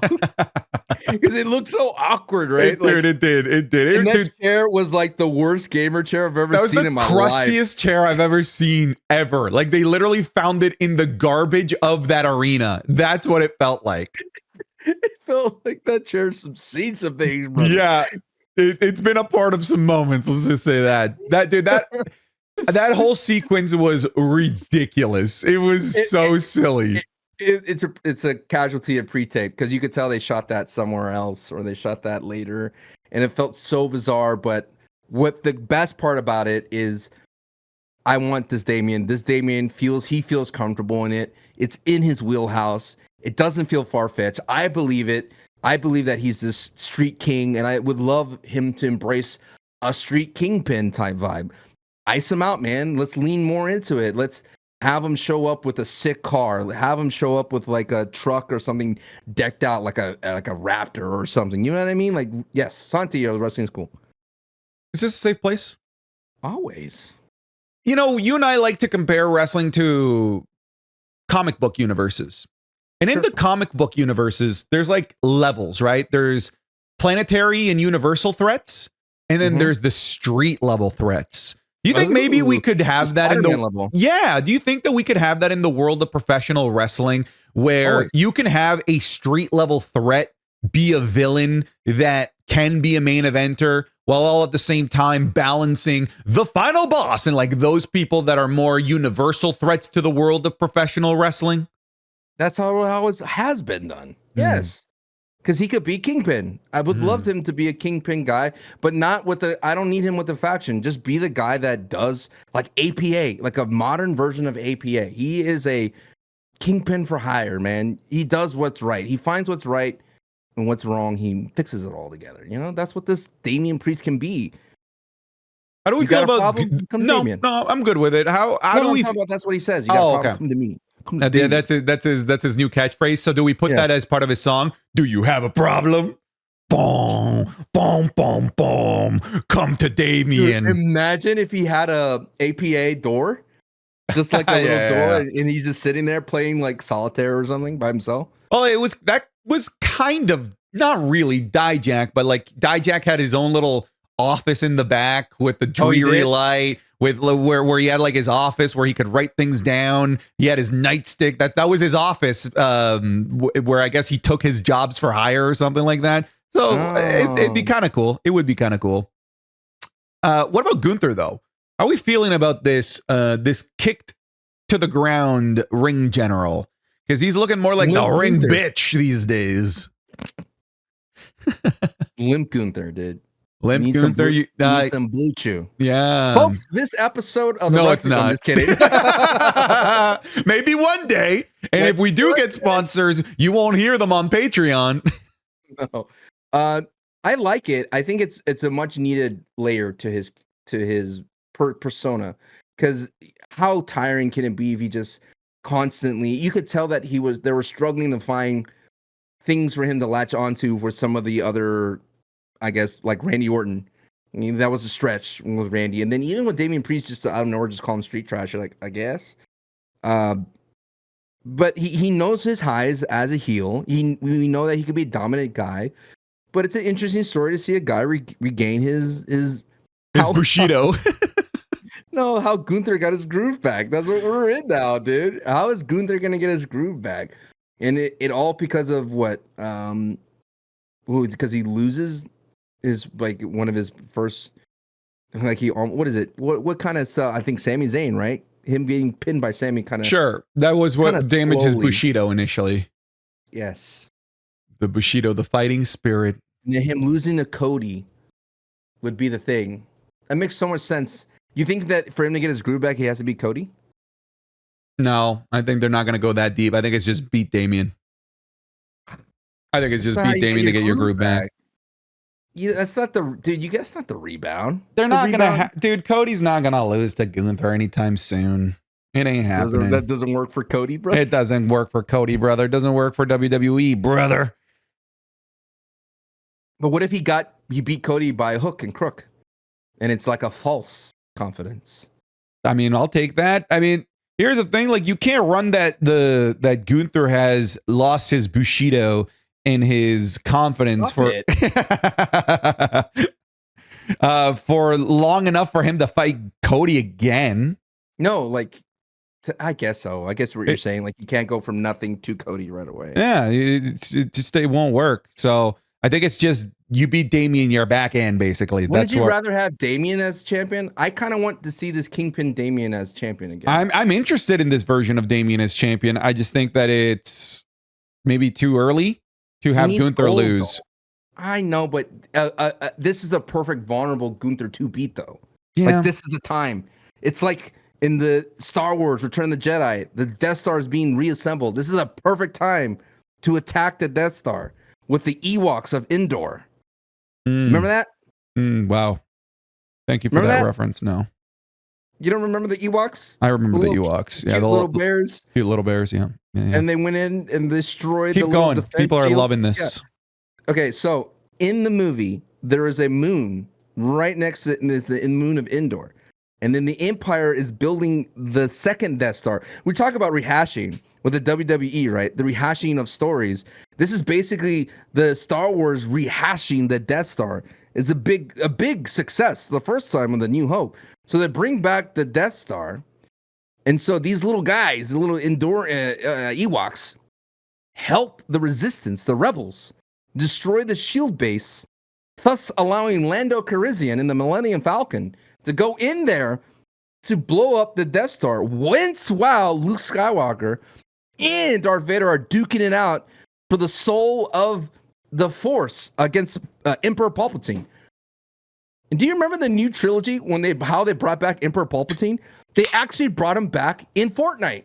Did you know that?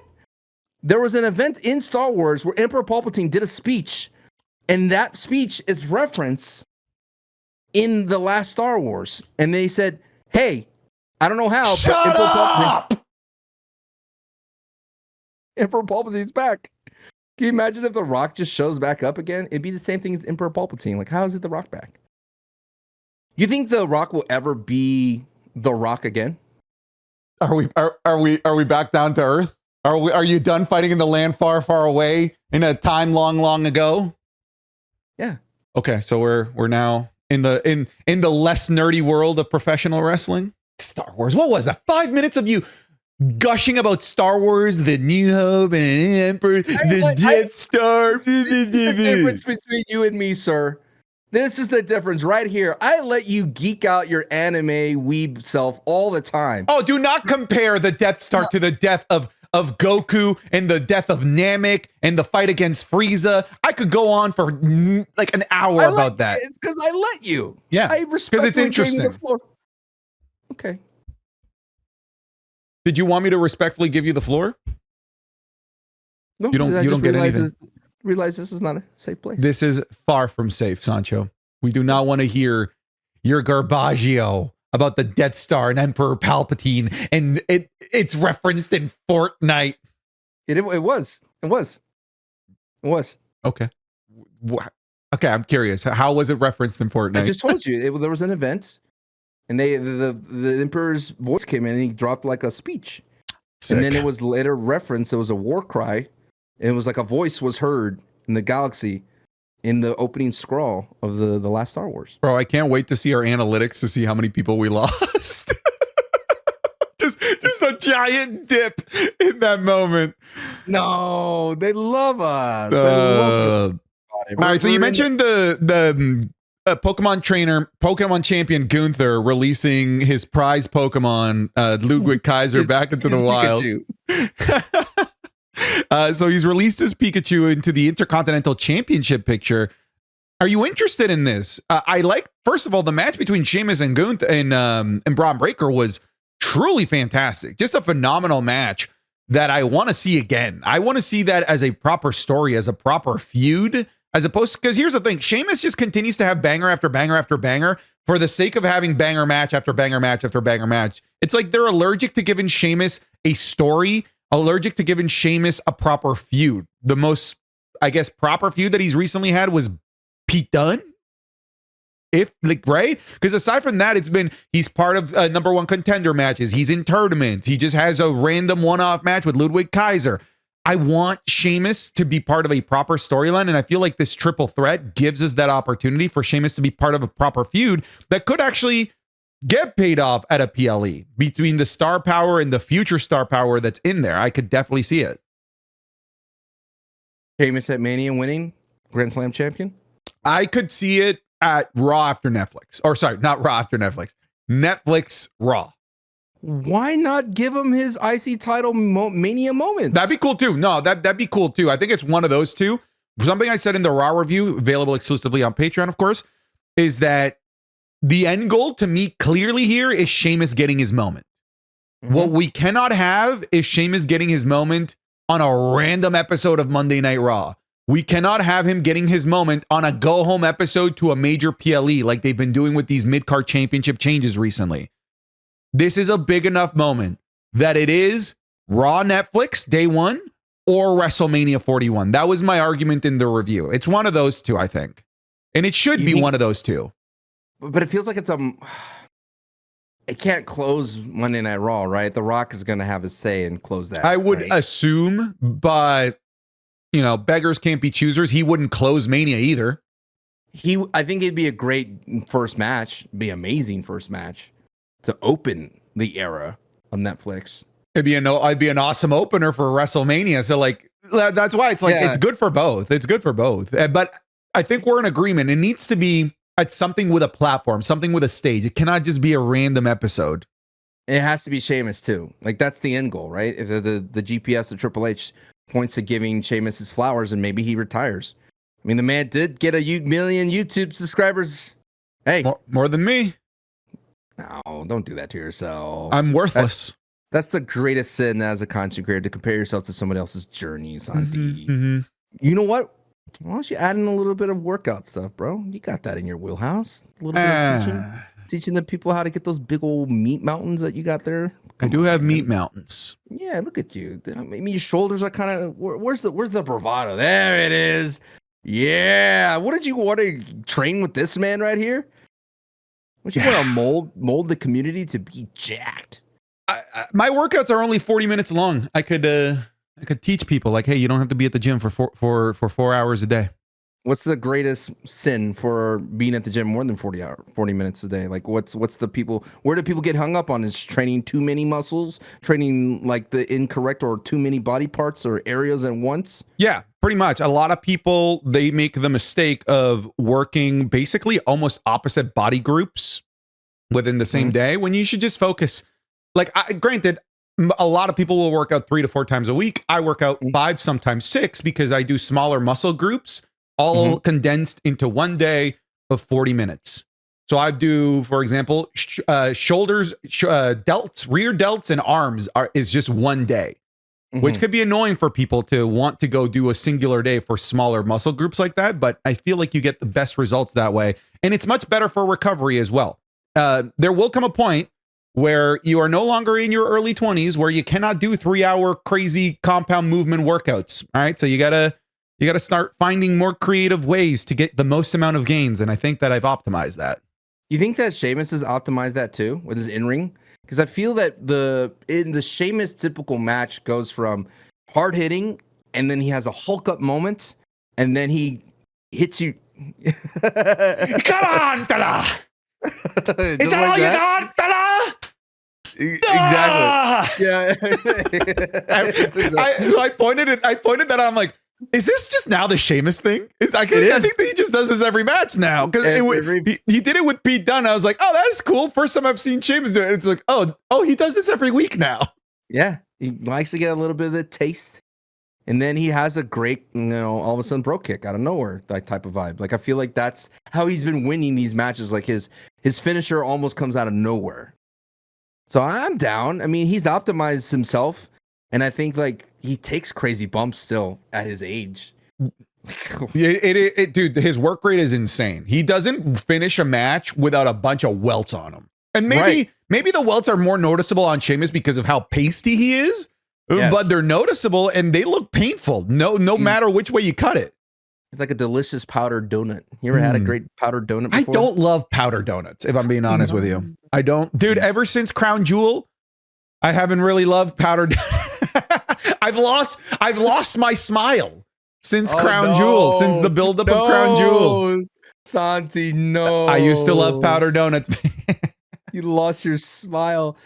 So if Bron Breakker drops the belt to Sheamus, in which we've seen, which most likely done in a triple threat though, so there's an opportunity to protect Bron Breakker, but I feel that again, Bron Breakker, his ceiling is, since he's a generational talent, it kind of reminds me of those days where like LeBron would just lose, and you're like, that's fine. LeBron's gonna get his wins later. Of course, so that's where I feel. That's where I feel like we're now with Bron Breakker. 100%. Bron Breakker losing.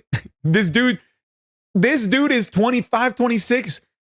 I'm already telling you right now, that dude's a first ballot Hall of Famer. This dude's gonna have a career of multiple consecutive WrestleMania main events. This is a dude that they're building around. Him losing the IC title is nothing. It's potatoes. It's just, okay, I guess I go up against Gunther now. That's where he is in his trajectory. So he's going to be fine. That's why I'm not unconvinced that Ludwig wins this and that Sheamus beats Ludwig down the line for the IC title. Because like, why else would they kind of hype up Ludwig like that? Like, you're your own man now. Go over there, conquer, show that you can be on your own. What if he does win the IC title and in the process kind of fucks over Gunther by sending Bron Breakker after Gunther now? And now it's Bron Breakker, Gunther, Ludwig Kaiser versus Sheamus, and both of those play at a WrestleMania.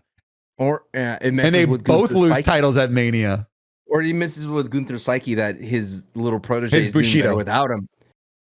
Is doing better without him. Yeah. There's some cool stuff you can do there. There's some cool stuff. But at the end of the day, you could do whatever. Like at this point, Bron Breakker is bury proof. You can't bury him. The dude's undeniable.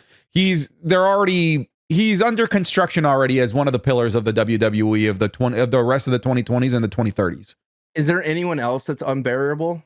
Obafemi, and he's not even on the main roster. I really believe that the dude is unburyable. He's lost back-to-back consecutive matches for the North American title on NXT, and still everybody's like, well, RIP Trick Williams. That's where people are at. We're like, yeah, okay, they let him lose definitively the mid-card title, but it didn't change the narrative of everybody saying, well, whoever Oba goes after next, you're screwed because it's Obafemi. So I think Obafemi, at the very least, at the developmental level in NXT, unburyable. Who else would be unbearable? I'm just curious. I think Randy is unburyable. We've seen him lose consecutive time after time PLEs, but I think that's too much of an obvious one. Let's maybe think of somebody in their 30s that's still like in that part of their career. Bianca Belair, I think, is unburyable. Dominic Mysterio. Oh my goodness. Dominic Mysterio is the epitome of unburyable because when you try to bury him, it actually does the opposite effect. It raises him. He just gets stronger. Yeah, he just gets stronger. That's maybe the best example. Like Dominic Mysterio is unkillable because anything that you could do to an on-screen character to do everything that would quote unquote bury them, which is have them get destroyed in a promo, have them get squashed in a match, have them deliver stupid promos, give them a stupid gimmick. All of those things, I promise you, would endear the crowd even more to Dominic Mysterio. Do you think, though, that Iliad, is he unbearable? Ilya Dragunov? God, no. He's not unbearable. In my eyes, he's undeniable. He's amazing. He's unbelievably good, but he's not unburyable. You could ruin Ilya Dragunov. I mean, because we just saw him against Walter or Gunther in NXT, and that man literally, we didn't uncover this. That's what I love about Match Club, because we revisit the past. The dude literally put his foot on top of him while celebrating with the NXT UK Championship belt. Like, it was a sick moment. It was a sick moment. And he literally choked out Gunther. Like, he was like ripping his head off. Right. It was like a fatality, bro. It's like he was about to do like the Scorpion, like, no, that's Sub-Zero. Bring out like his skull and spine. Yeah. And it looked all that way. And then, how can you lose to Jey Uso? I know, man? dude. Yeah. Ilya is not unburyable. He doesn't have that. He doesn't have that about him. Is LA Knight buriable? Oh, yeah. Yeah. He was pretty well and buried and almost dead as Max Dupree. So we've seen him be buried. He keeps coming back, but I think he's one like very controversial promo from being like ousted. And she's going to be calling me daddy. That was tame for him. It was very tame, but I think it's because he's the kind of guy that if he says yeah right after he says something, then it's fine. Right? It's like LA Knight, you're a jokester. But yes, he is very buriable. But I think it's interesting. Like Logan Paul is his Joker.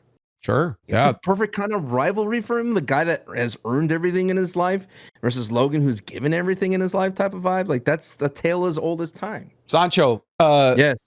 The COVID-19 pandemic was a hoax created by the government to control the people. Yeah. Jeez. There goes our AdSense, brother, out the door. Good Lord. Yeah. No. No, LA Knight. No.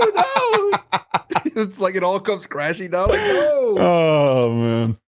Oh, my God. But yeah, like it's Logan Paul. It has to be Logan Paul until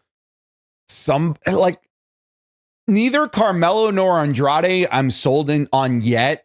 If out of those two, the one I'm more sold on would be Carmelo Hayes. Funnily enough, he's the one that took the pin in the triple threat. But I just don't think that LA Knight's championship reign is in danger until he either loses or properly defeats Logan Paul the second time. It goes through Logan Paul. But that's what I mean. You said when Braun loses, it's like, oh, you're moving on to the whatever picture. Yeah, LA Knight doesn't have that. LA Knight doesn't have that. Doesn't have that. You think that changes if he moves to Raw? I mean, that's his only option, right? No, I don't think so. Because what LA Knight cannot win the. What's the next thing for LA Knight? IC title. See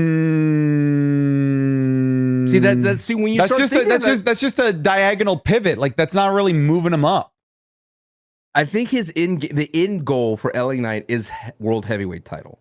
That's his final destination. At the end of the day, he has to get that belt at least once. You know what I think his end goal is? I think his end goal is the guy that celebrities come to WWE to have feuds with. Oh no, they're not Heath Slater, not a Grayson Waller. Well, I'm thinking more of The Miz actually. That's not no. Dude, I'm sorry. Is The Miz two-time Grand Slam champion? WrestleMania main eventer, first ballot Hall of Famer. Is that not a good enough ceiling for your precious little LA Knight? You're not letting LA Knight. You're telling me that LA Knight is going to be a champion? LA Knight doesn't have any of those accolades though. Not yet. The Miz got. We're talking endgame. We're talking endgame, and I think the endgame is that LA Knight is not going to be the guy that you build the company around. He might win a championship here or there, but he's going to be a transitional champion. That's what my question was. Will he get a heavyweight title? I think so. I think we just look, the World Heavyweight Championship picture on Raw is messy. It's tight. Well, that's good. Messy is good. I know, but it's locked down, tight, messy. It is. There's no other players. That's not true. The World Heavyweight, sure there is. The SmackDown roster has no business in the Raw roster right now. But like the World Heavyweight Championship has a rotating door of people. It's got Gunther, Damian Priest, Sami Zayn was just in there. Jey Uso's been in the picture. He had a championship opportunity. The only way LA Knight's in is he has to win the Money in the Bank. Sure, this is only opportunity. Sure, there's ways. There's ways. All I'm saying is that right now the World Heavyweight Championship picture for a while was locked down with Seth Rollins. Now there's people that you can bring in and out, and I feel eventually once the smoke settles, the WWE Championship will revert back to the same. Once both championships have healed and they aren't just stuck to long-term storytelling, then we can get more of these champions that are 3 months, 4 months in length. And that's undisputed. Yes. It will eventually get that way. You can't rely on multi-year championship reigns time after time after time. This reminds me of another story, my friend. A lot of people enjoy the Star Wars saga, but they're tired of the Skywalker saga. They're tired of Skywalkers running everything and everything revolving around Luke and Leia and Anakin and all that kind of stuff.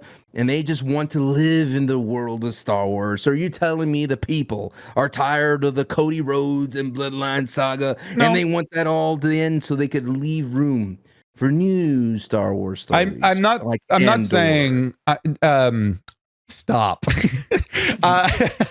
When's Rogue One of the Undisputed Championship going to happen? Look, it already has. I'm not saying that people are tired of Cody Rhodes and the Bloodline saga.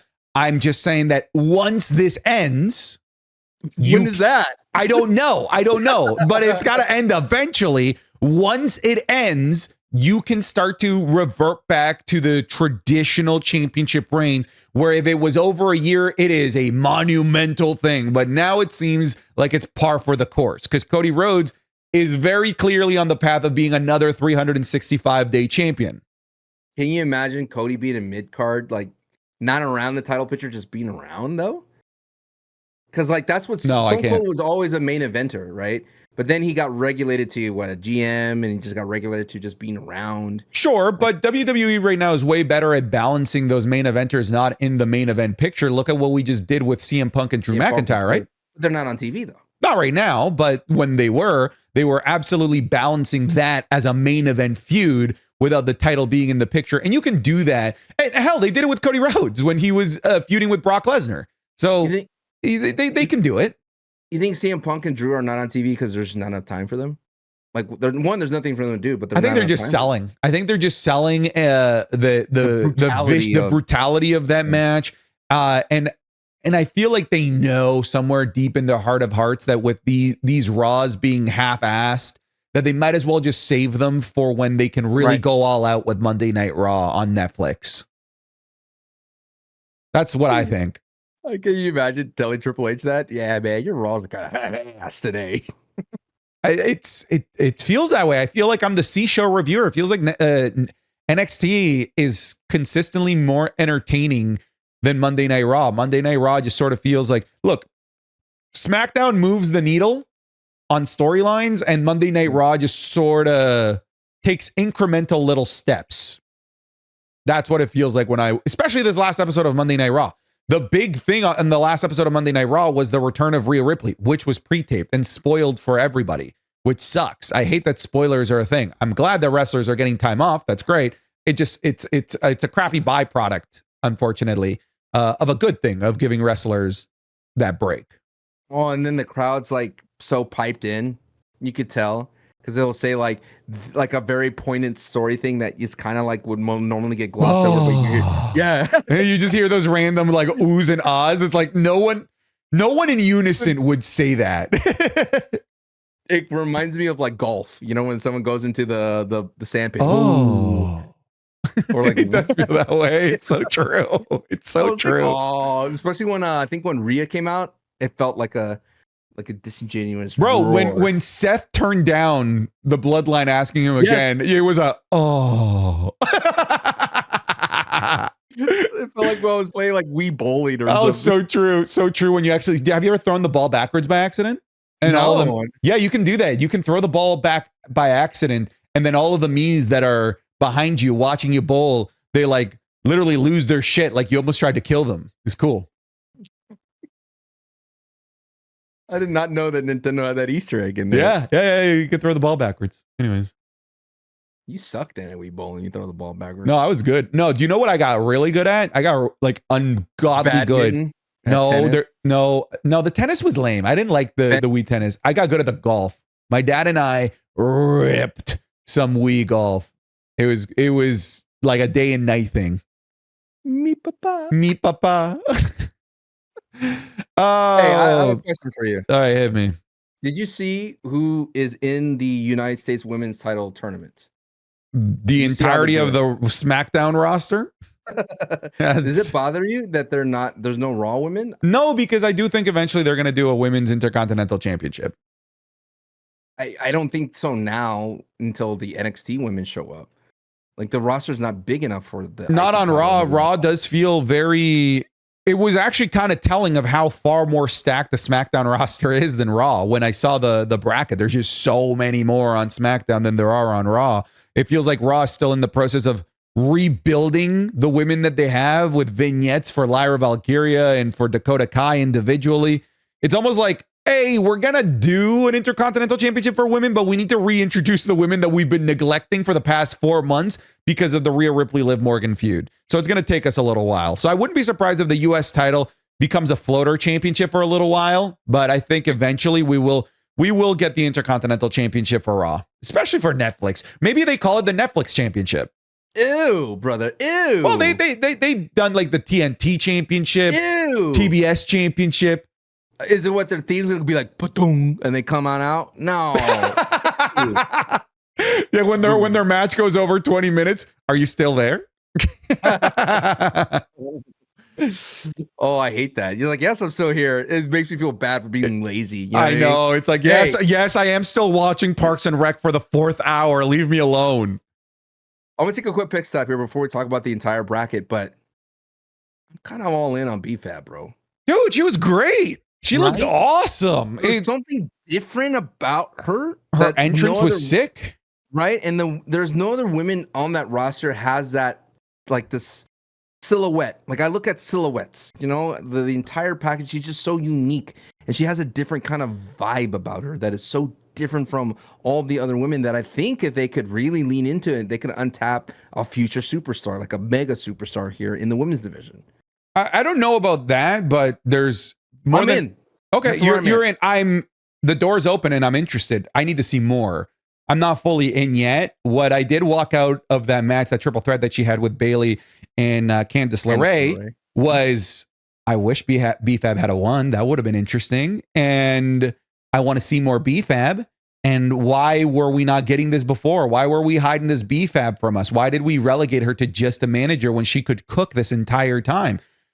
So who else is like that? Who knows who else has this untapped potential that they're hiding away from us? Does B-Fab have a higher ceiling than Jade? No.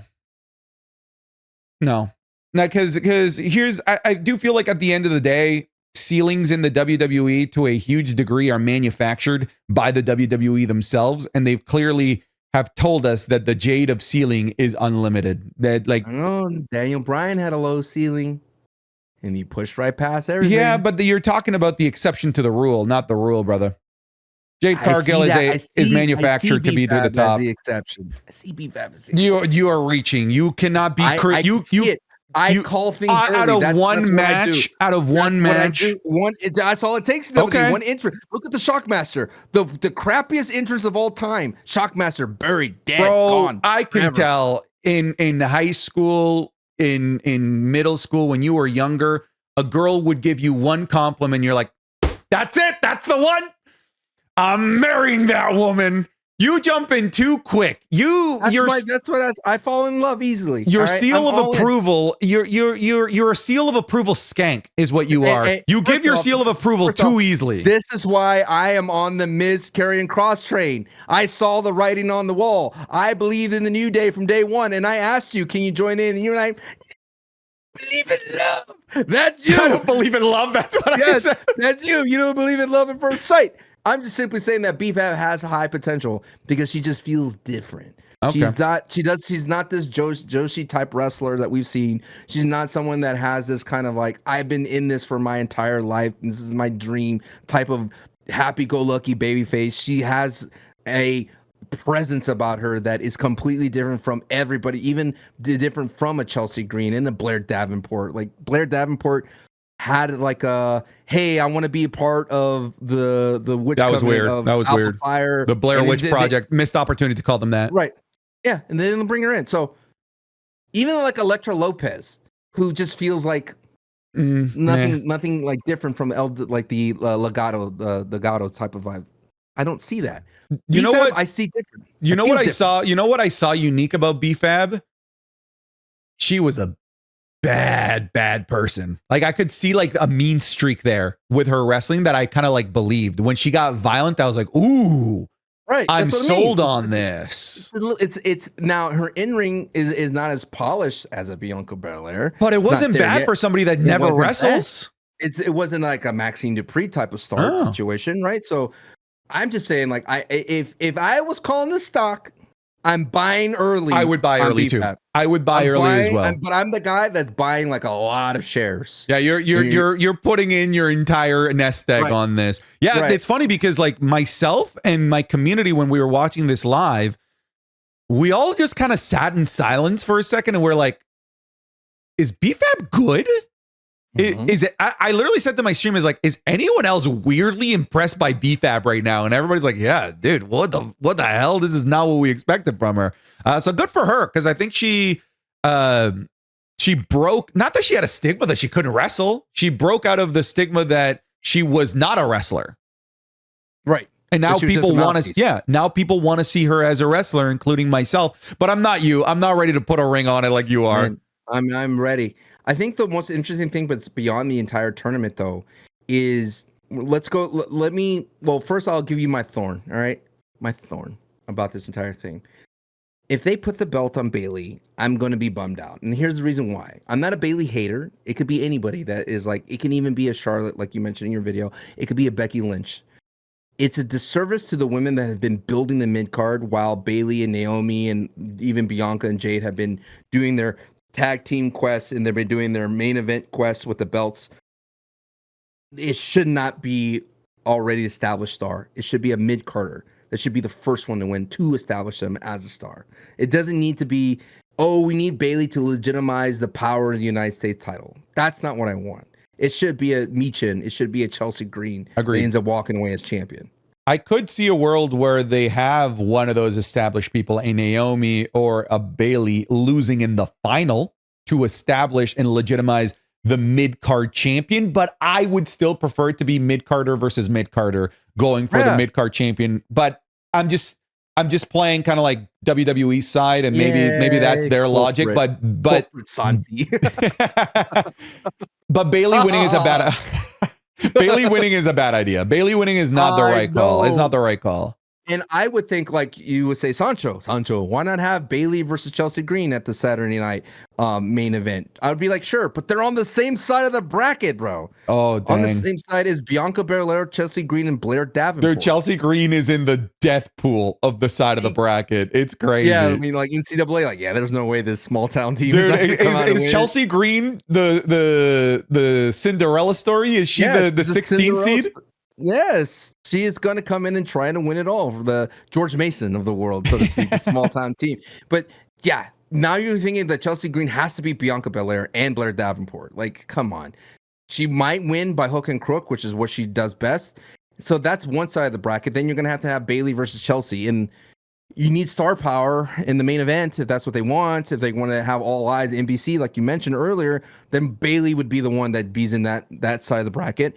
And it looks like you had Jade Cargill, Meechin, and Piper Niven. Like, you think Meechin's going to beat Jade? Well, here's the thing. It depends. If these qualifying matches happen before Survivor Series, I could see the Survivor Series shenanigans costing both Jade and Bianca their individual matches. It's set up there for that to happen, right? Maybe. But if that match happens after Survivor Series, I don't see Jade losing. Yep. And then you have Naomi, Tiffany Stratton, and Elektra Lopez. Who cares? You can pick whoever you want. At that point, what's the finals then? I still think it can be Meechin versus Chelsea Green, especially if the heavy hitters, the Biancas of the world, and the Jade Cargills on that other side of the bracket get screwed over because of the heels that are currently feuding with them in Wargames. It's set up nicely for that. I think the biggest thing would be a run back of the dumpster, not exactly have the dumpster match 2.0 again, but the success of that dumpster match put Meechin and Chelsea Green in the running for this main event. Because would it have to be a gimmick though? No, I think you could just do a straight up match. I think you should just do a straight up match for the first one. What if it was a ladder match though? I mean, we know our community. Our community loves ladder matches. So I love ladder matches, and Chelsea Green and Meechin going to a ladder match for the U.S. title would add that legitimacy and the prestige to that belt, because it's gonna be hard hitting. And it's going to be crazy bumps, and someone's going to fall off a ladder at a high rate. Dude, that's what put TLC on the map for that kind of gimmick, dude. That's true. And what are your thoughts on the fact that there's no women from Monday Night Raw in this bracket? Is this what you think? That's the reason why I'm leaning towards there will eventually be an IC title on Monday Night Raw. I'm understanding why people are upset about that, but I just feel like there's no one story-wise or momentum-wise that has anything going for them in the Raw, because like you mentioned of Liv and Rhea eating it up, it would probably be a Zelina Vega, it'd be a Lyra Valkyria, it'd be Zoe, it'd be the PFC. They would all have it. I would love them if they had an opportunity to put them in their own bracket, but I think it's just we're running out of time. There's not enough time to have the Raw women do their thing, to have a bracket, to put them in to get ready for the main event. That's why they're doing the triple threat action on SmackDown to get to this point. There's just not enough time. All right. What about the SmackDown tag team division? Let's talk about that for a second. You put it here in the show notes. What did you want to talk about? I want to talk about that. It feels so chaotic, and I've never seen so many faces have issues with the newcomers, which is kind of cool because, Motor City has come in and literally taken the belts for themselves right out the rip. So the Street Profits and DIY having these meltdowns and crashes is fascinating to me. And I wonder if it's interesting to me that the WWE fandom don't see Motor City as a heel group, even though they took the spotlight away. Right? It's like we've given them a pass. I'm like, oh, Motor City, you guys are legends. Yeah, that's cool that you could come in and take the spotlight from our boys that have been working this entire time. And we're not seeing the story or the side of the Street Profits DIY. We're not sympathizing with Tommaso Ciampa, who's like, hey man, they stole our place in line. We're not sympathizing with the Street Profits, who Ciampa ruined their opportunity, and the Street Profits now have to go to the back of the line. Like, that's the kind of interesting gray world that we're living in with those SmackDown title pictures. in the tag team. Hey, at least it's a title picture, unlike what's going on over on Monday Night Raw. I'm interested. I'm of the mind that you can't really boo the Motor City Machine Guns, because this isn't a situation where like these people just came in and took the spotlight. These are people that you could argue worked for the spotlight. They were just working for it somewhere else. Because the WWE told you that. That's what they gave you. But it's like, if you were a diehard WWE guy, you're like, dude, the Street Profits are on my team, DIY. I get it. No, I get it. I totally get what you're saying. But like, let's put in a different scenario. Maybe a veteran playing 10 years Euroball comes to the United States and takes the starting position of somebody in the NBA. Wait. Like, would you say that like, they win the championship right away? Maybe they do. Maybe they win the championship because of that new player. Listen, they come in Game 7 of the NBA Finals. Just for Game 7 alone. Hey, isn't that what happened to Jalen Hurts and Tua? For Alabama, Tua back in college, Tua took over Jalen Hurts in the championship game and then just took the starting job forever. That's what happened in Alabama. Anyways, sorry for our non-Americans that do not follow college football. But I can sympathize with both the Street Profits and DIY. Where I'm confused is who's turning heel, because they both can't. You can't have them both be heel. I don't think so. One of them needs to toe the line. And weirdly, I'm more convinced that the Profits will turn heel, because I feel like they actually have the most reason to be heel over. Well, you can't do that over DIY. Though. That make B-Fab heel. Maybe. I saw you vent for a second. So as Sante steps away, if you're an audio listener, I'm just the entire thing that is interesting about. I know he hates so much what's happening on the Raw roster, but I don't think Finn and JD are doing such a terrible job. They do put on great matches, and I'm kind of enjoying this idea of Judgment Day splintering into their own thing and letting Finn Balor and JD do their own thing. I do find it quite interesting that Finn Balor is kind of planting these seeds that Damian's the big bad with the Judgment Day, and that Dominic Mysterio is stepping up. And that he's the leader now, and that he's like going to Liv Morgan, like, no, don't worry, I got it. We'll take over. I'll be the one that takes the ball. But I wonder if Finn Balor is in cahoots to destroying everything, and Finn Balor and JD end up being their own thing. I think the end of Judgment Day is right around the corner, brother. Dude, that's what I was just talking about the Raw title picture. See, Dominic Mysterio, he's in his The Rock in the Nation of Domination phase. Yes. Did you notice that? Like the exact same mannerisms, just like not really listening to what Farouk is saying, not listening to what Finn was saying, kind of undermining him with the body language, with the facial expressions. It's The Rock and Nation of Domination, dude. Did you kind of feel that that Dominic was RVDing that little segment that he was in? Because he kind of walked, he was just like, all right, what do you want for me, Finn? Okay, I'll do it. I mean, that's why I mean like Rock and Nation, right. Where he's just like, Farouk, sure, you're the leader. Sure. All right. that is what it felt like. I like what they did there with Finn, but here's my prediction. Judgment Day. Royal Rumble, that's where they splinter. Sure. I'm so done with Judgment Day. Splinter them tomorrow if you want. Well, that's what's going to happen. Yeah. It's going to be Finn Balor and Dominic in the Royal Rumble. And they're going to be taking care of people, and Carlito's in there and JD, and they're going to have a moment where all 4 of them and 5 of them in the ring. And you're like, oh my God, Judgment Day is finally back together. They're on the same page. Who could beat the Judgment Day? And then they're going to start fighting each other. Like every other idiot heel faction ever. But this is the perfect place to do it in the Rumble. I know I've had my qualms. They did this in 98 with the Nation of Domination. Like, get it? Like, they had them all, or 97. I think it was 98. Anyway, it was when The Rock was against Stone Cold. They had them all together, and yeah, I get it. But this is where it feels justified, because Triple H built this up kind of right. The cracks on the wall, Finn Balor trying to lead, Dominic being like a laissez-faire about the whole thing, Carlito making matches and causing problems, and then Liv and Raquel. So I think it's time, but I think everyone's gonna benefit from the split, even Finn and JD. Yeah, like even the build-up, man, for the tag team titles match between Judgment Day and War Raiders is so bad. It's so bad. Like there's just no story between War Raiders and Judgment Day. There was a beatdown on the recent episode of Monday Night Raw, but even that just sort of felt forced, just to get the titles off of these guys already. Let the War Raiders start from the beginning. The pre-taper woes, dude. Like everything felt rushed. Everyone's tired. They literally just did a show. I think it was pre-taped. Like that's why I explained Seth Rollins and Bronson Reed and the whole Solo Sikoa. What do you do with Bronson, by the way? Like, does this cement him in the main event? Because it just sort of felt like he had that match lost.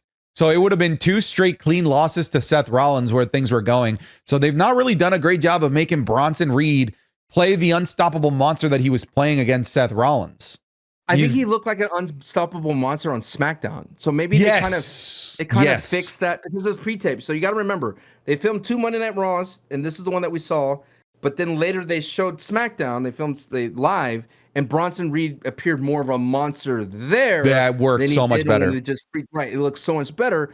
So I'm thinking like maybe they saw what you saw in that, and like, oh, we need to make Bronson a little bit more stronger here. And so when he appeared in the debut, when he joined the Bloodline, I'm thinking, does this mean Bronson Reed is now a main eventer with the Bloodline? Where does he go? Like, that was my question too. Does he stay with the Bloodline? Does he just become a mercenary for hire and he just walks around? Because Bronson Reed is in a nebulous place where this is a branching point. Where does he go from here? Does he go back down to Monster of the Week material where he finds it's somebody else? Because you gotta think that this is the end of Seth and Bronson, right? If they end up in a War Games, is it the end? I guess, and I don't think that's a great ending for Bronson Reed, who was on such a roll, unless, of course, he does a tsunami off the top of the cage. Then I'm sold. Then he's like a Rikishi legend, right? Sure, he's got to have his moment. He's got to have his big moment at War Games for him to really cement himself as this memorable like character. I don't know if he's part of the Bloodline. I know people are now, well, he's got Samoan blood. Yeah, okay, but then what is everyone from the island of Samoa all of a sudden part of the Bloodline? Like that's the Bloodline isn't just Samoan equals Bloodline. It's you have family ties. He wasn't on the PowerPoint. He wasn't on the PowerPoint. Wasn't on the TED Talk. So. Yeah, like you have to have.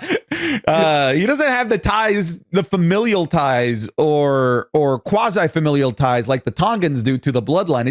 You can't just say Samoan equals Bloodline. He's invited to the cookout, but he's not. Is that what it is? To the carne asada. Yeah, if he showed up, you're like, all right, come on in, man, grab a plate. That's like, we'll welcome you. But he wasn't like there setting up the cookout. You know? Sure, yeah. I hope it's just a one-off. I don't think that he should be part of the Bloodline. But dude, he does look good. Sure. He does look good. Especially, my favorite parts of the Bloodline Solo Sikoas is the aftermath of the social media posts where they always show him like backstage or just coming off the ring and they're just hyped like to beyond. And Bronson Reed looks so good there. And Solo Sikoa dropped a fire promo as well after the whole thing. Like, I'm ready for war. I don't think Roman Reigns is ready for war. I got my dog, my soldiers with me. I'm like, oh, dude, Solo, chill. You're cooking here, bro. Off air. Calm down. I agree. I think that's it. I think we've covered everything. Did we cover it all? I think we did. Cover the new. Wait, no, hang on. Whoa. Hey, hang on. So John Cena could potentially return. Yes, I wonder what Cena could say these days. I wonder what Cena is up to in terms of his thoughts. Sancho, yes. Sancho.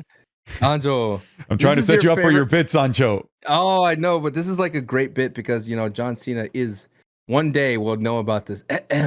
Oh, well, this is a very strong one from John Cena. Okay, hit me. As of 4 hours ago, rise above hate. That's it? Woo. But to continue on to the kind of what he does the most, to love what you do is very... Wait, we already covered this one. No, this is different. To love what you do is very rare. Often what we do in life is very difficult. When possible, love or have passion for the why.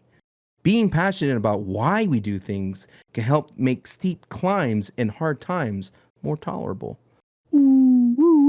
Thanks, Cena. New heat order. Thanks, Cena. I will remember this, Cena. I'm gonna have that tattooed on my ass. I'm gonna tattoo that tweet. Did you like Jimmy King as the main wrestler for Ready to Rumble? Dude, that movie was so bad. I hated Ready to Rumble. Come on, dude. It was the moment when Sting came back and helped, and they tried to recruit Look, I always try to find the good movies, and within that movie, there is a solid movie. It's the beginning and the end. It's the wrestling portions. It's the wrestling portions, but the beginning was cool when they were calling spots in the ring, and then Jimmy King goes going, "Wait a minute, baby, you're hitting me too hard." Like that was cool, man. That was kind of cool. And then it just goes off the deep end into the typical early 2000s, late 90s movies where it hasn't aged well. But the best line of it all is Buenos Nachos. Buenos Nachos, señorita. All right, let's get through the new heat order. We're pushing 2 hours here. 2 hours. I'm an old man. I gotta go make a daily YouTube video. It's already done. I already made it. I got ahead of it last night. Who would eat the most nuggets? The top 10 countdown of the nugget eaters. Are you done? Can we get back on the show? Can we get this? Who would eat the most nuggets? It's easily Bronson Reed, right? I mean, we saw Tozawa win the food eating contest on the 4th of July. That's right. Yeah. All right. Dark Horse Dominic Mysterio. Number 10, Xavier Woods. Number 9. Okay, for those of you new he orders who's Buzz, who's the lead, who is bringing us back, who's making us tune in, no matter if it's pre-taped live, doesn't matter. Who is moving the needle, as Santi would like to say. Number 10, Xavier Woods. Number 9, Wyatt. 6. Number 8, the Final Miz. Dude, what did we settle on that? Some people said the Final Miz-tament. Let's go Final Miz-tament. Okay. Oh man, we did not talk about Cody Rhodes and his thing with Number 7, Gunther. Number 9, Damian Priest. Number 5, Bronson Reed. Number 4, Seth Rollins. Number 3, Solo Sikoa. Number 2, Randy Orton. Number 1, Kevin Owens. What did he do? This whole Nick Aldis thing is like, what do you want me to do, Nick? I'm a wrestler. I handle my business in the ring. And if you're not going to help me, then I'll just do it myself. That's basically it, right? And then Kevin Owens cutting a promo from a Burger King parking lot, it seemed. I did like how Cody Rhodes made fun, roasted about the fact that Kevin Owens drives a Maserati or a Lamborghini, and then Kevin Owens tweeted like, "Imagine getting made fun of for your car from the guy that has his own tour bus." Isn't me or Cody showing up at the ESPN game day not as cool as like Sheamus?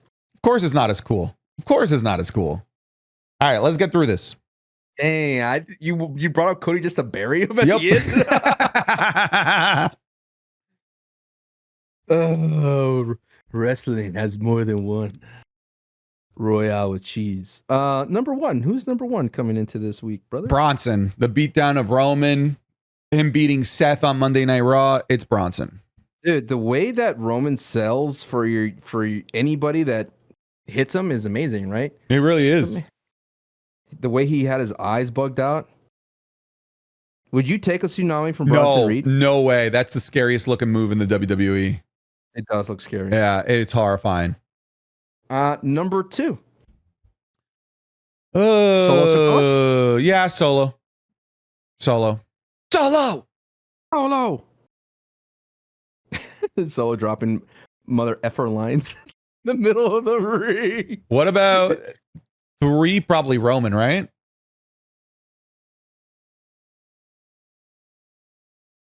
We had the thing with the cell phone, him getting beaten down. Yeah, very telenovela, by the way. How it ended with him being all sad and the credits roll. How can I maybe just DM him on Instagram? I don't know, bro. You have so many ways. There's so many ways. It's not like it's the olden times. It would have been funnier if the WWE showed like his phone POV of him DMing or trying to go to Paul Heyman's Twitter and it says blocked. Oh, that'd be crazy. Right? Oh my God. 4, Rhea Ripley. It's a big return. I know that it's a bummer that it was pre-taped and spoiled for so many people, but come on, it's Rhea Ripley returning with her mask, setting up Wargames. I was gonna say Sheamus, man. We could put Sheamus 5th. I'd be down for that. Oh, I like Damian Priest here at 5th. Okay. I think Damian Priest over Rhea Ripley, to be honest with you. Okay, we can do that. Come on, because that was a banger of a line, right? You drop that Nikkei 30 line on him. You know what I'm saying? I'm the king. with his evil maniacal laugh there. I just like how Adam Pearce was like late. You're like, oh, nothing happened here, man. We were just talking. Fifth, Rhea Ripley, the Terror Twins back to back. That's true. All right, number 6 then. LA Knight? Nakamura. I think that's fair. Yeah. Nakamura should be in the top 10, yeah. Yep, because he's not going to be here that much longer. That's true. I'm just saying, I just have it in my gut. I think you're right. I think you're correct. It's a great, nice thing to do. Yeah. To give him that opportunity to show off a new character. Number 7, Testament. I like that. Yeah. Put the Testament in here. Any love for our boy Bo Dallas? I have to see who else we think of.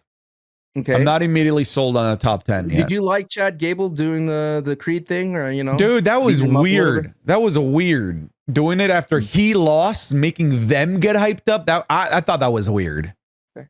Also, what are they doing with Chad? The dude's just turning into Pin Balor now. He's taking every pin, left, right, and center. So sad. So sad. So sad.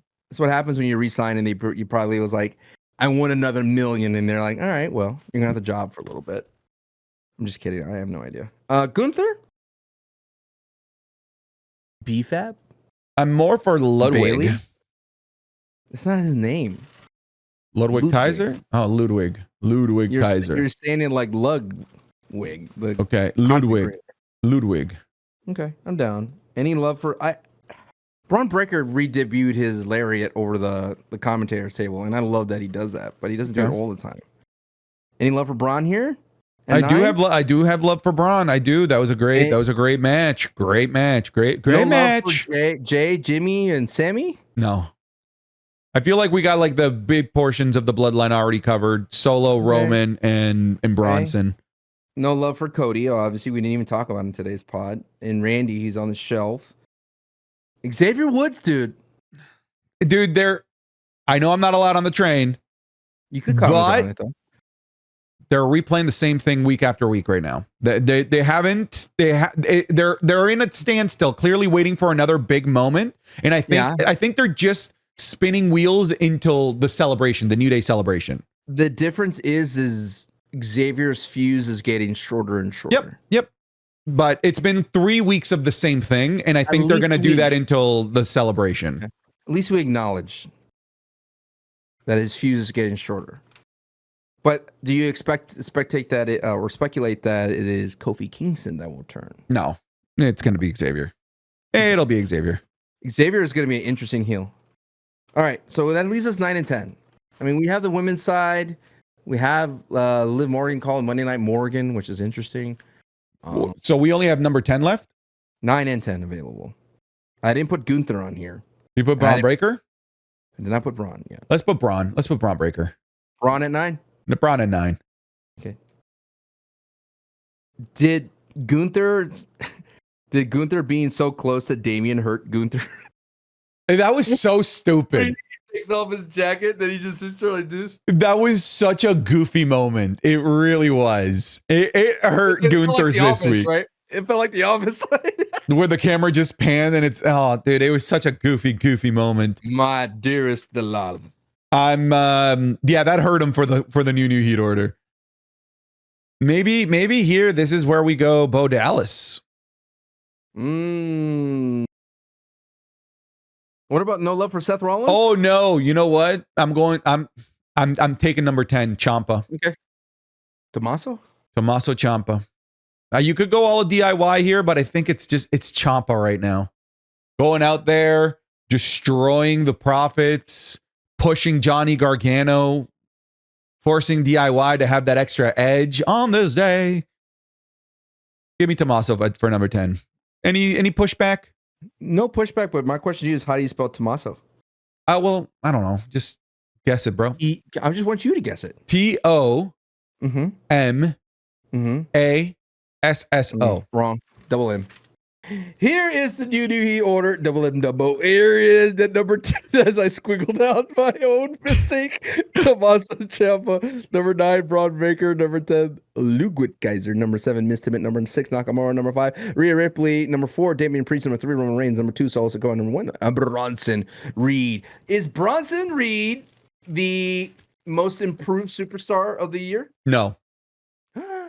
No, it's still Drew McIntyre, dude.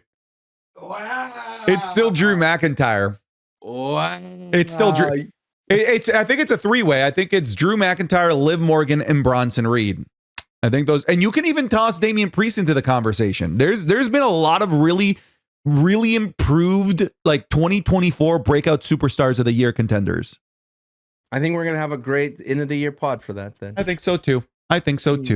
And this concludes our podcast day. Yes, sir. Well, folks, thank you so much for listening to this episode of the Wrestling is Cool podcast. I need you guys to settle in for a second because we have so many more new $15 producers, but we're still going to read out your names. Hopefully you guys didn't make your names anything ridiculous. Yo, me and Tommaso Ciampa almost have the same birthday by 1 day off. Whoa, didn't ask. So thank you so much to our...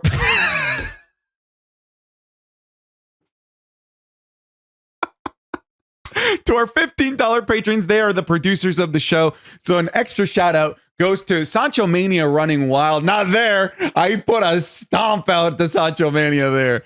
FU Santi, I'm first - Nick Harvey. 2022 Benjamin, Aaron Garcia, AC Big Mac, Akira Kemp, Alex, Alexander Dawson, Alan Crockett, Anita Maxwin, Ant Tony, nice. Ariyoshi, Ashley, Asperlitz, Aussie Kingslayer, Austin Baker, Austin Gregory, Austin Singleton, Austin Theories Theorist, Austin Weaver, Authentic Chocolate, Bailey Saunders, Ben Calloway, Ben Martin, Barry, B Hostile, Big Poppy Sasquatch, Big Shy, Blast Past 64, Bluefish, Brady Keaton, Brandon, Brian Ibarra, Bry Guy, Bryce Burt, Bunker Jonesy Loves WWE, Caleb Lee, Cameron Dodd, Cameron Noel, Cameron Carlos Gonzalez, CB, True Poppy, Chimchars Collectibles, Christian Billick, Christian G, Christian Ormsby, CM Puff, Connor Williamson, Cowboys and Chargers suck ass, Craig Cogburn, and he did capitalize ass. So I'm assuming that's how you wanted to pronounce. Dark Flame, David Bartlett, Detroit Made Benjamin, Dylan Moore, DJ Broadsnacks, DJ S, Dr. Limp Long Dong Undertaker. Drew Baumgarn, Dumsky, Dyer Holliston, Dylan Kana, Emmanuel Holmes, Isatch. You better bolt the F up, bum ass Cowboy fans. Fernando Sancho, would you like on the Chargers train? Would you like to have a postseason team that isn't hated by everybody because no one's a fan of them? Would you like, I'm extending the hand, would you like to have access to the Chargers playoff train so that you have a team to root for? I'd rather sniff my own hand. All right, go ahead, sniff that loser ass hand of a Cowboys fan. Fernando Madrigal, Fletcher Walpole, Floating, Forever Wrestling. I offered the train, y'all. Franklin L. Everett, Game Escape, Garrett Woods. First round exit train. That's what that is. At least it's a round that we're in, bitch.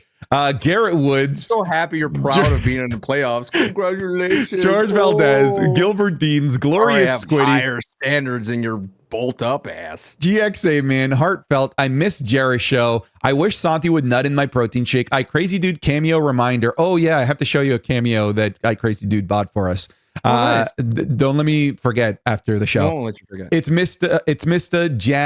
Jack Baker, Jack Gibley, Jackson, Jacob Pena, Jacob Staffel, Jaden, Jake Chavoya, Chavoya, baby, James Brian Balogo, Jason Rojas, Jason the Sellout, Jassim Alcazar, Javier Rodriguez, Jalen Steele, Jeremy C. Moreau, Jesse, Jihihi, Ihihi, Joe Velez, Joey Romig.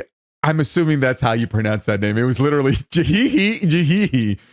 Joey Turner, Jolly Green Giant, Jordan Lynch, Jordy Marte, Joss B, Jose Santi's cousin, Joseph Pointer, Josh Sutton, Josue Zahn, Juan Verduzco, Judson Daniels, Juicy, Justin Courtright, Justin Perkins, Caden Rivers, Caleb Cunningham, Kian Dean, Casez, Kuwaiti Rick Boogs, Kano Nirjik, Lil Shifu, Lions are winning the Super Bowl, Luke Parker, Luke Sika, Manly Man, Manny IDK, Marnie YCSM, Matt Roddy, Matthew Dollar, Matthew Feh, Max Dupree, and it's Matthew Feth, Meki, Michael Parnell, Michael Kasi, Mikey Rada, Mitchell Harris, Mitchell X, Muhammad Albanai, Monte Moore, Mr. No Filter, Nathan, Nathaniel Stevenson, Neb, Nellen Zach, Nicholas Kyle, Obi Nobi, Osama Awad, Pat R, Pat McMark,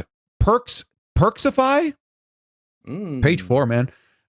Pim Kaw, Punk Fan, Puppet Spanker Johnson, you're spanking puppets.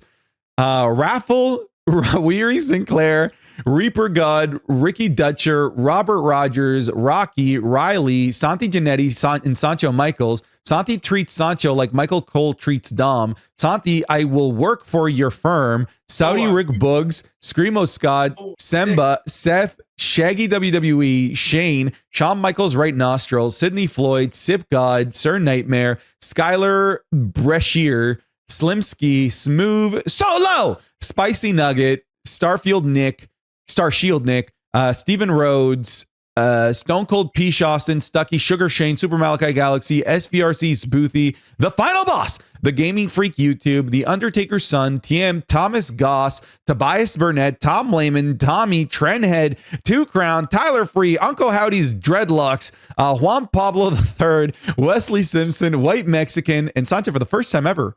Page 5. Widja Willman, Whoa, JC, Javier Izquierdo, Zach Griffin, Zay2K, Zerg Zito. Thank you all so much for your support at the $15 tier. You guys are wonderful people. Thank you for your support. It allows Sancho and I to do this as a full-time job. So we genuinely thank you. Thank you so much for listening to this episode of the Wrestling is Cool podcast. You folks take care, be wonderful people, and we'll see you next week or on the Patreon every day because we post every day there. Okay, goodbye. Buenos nachos. Senorita.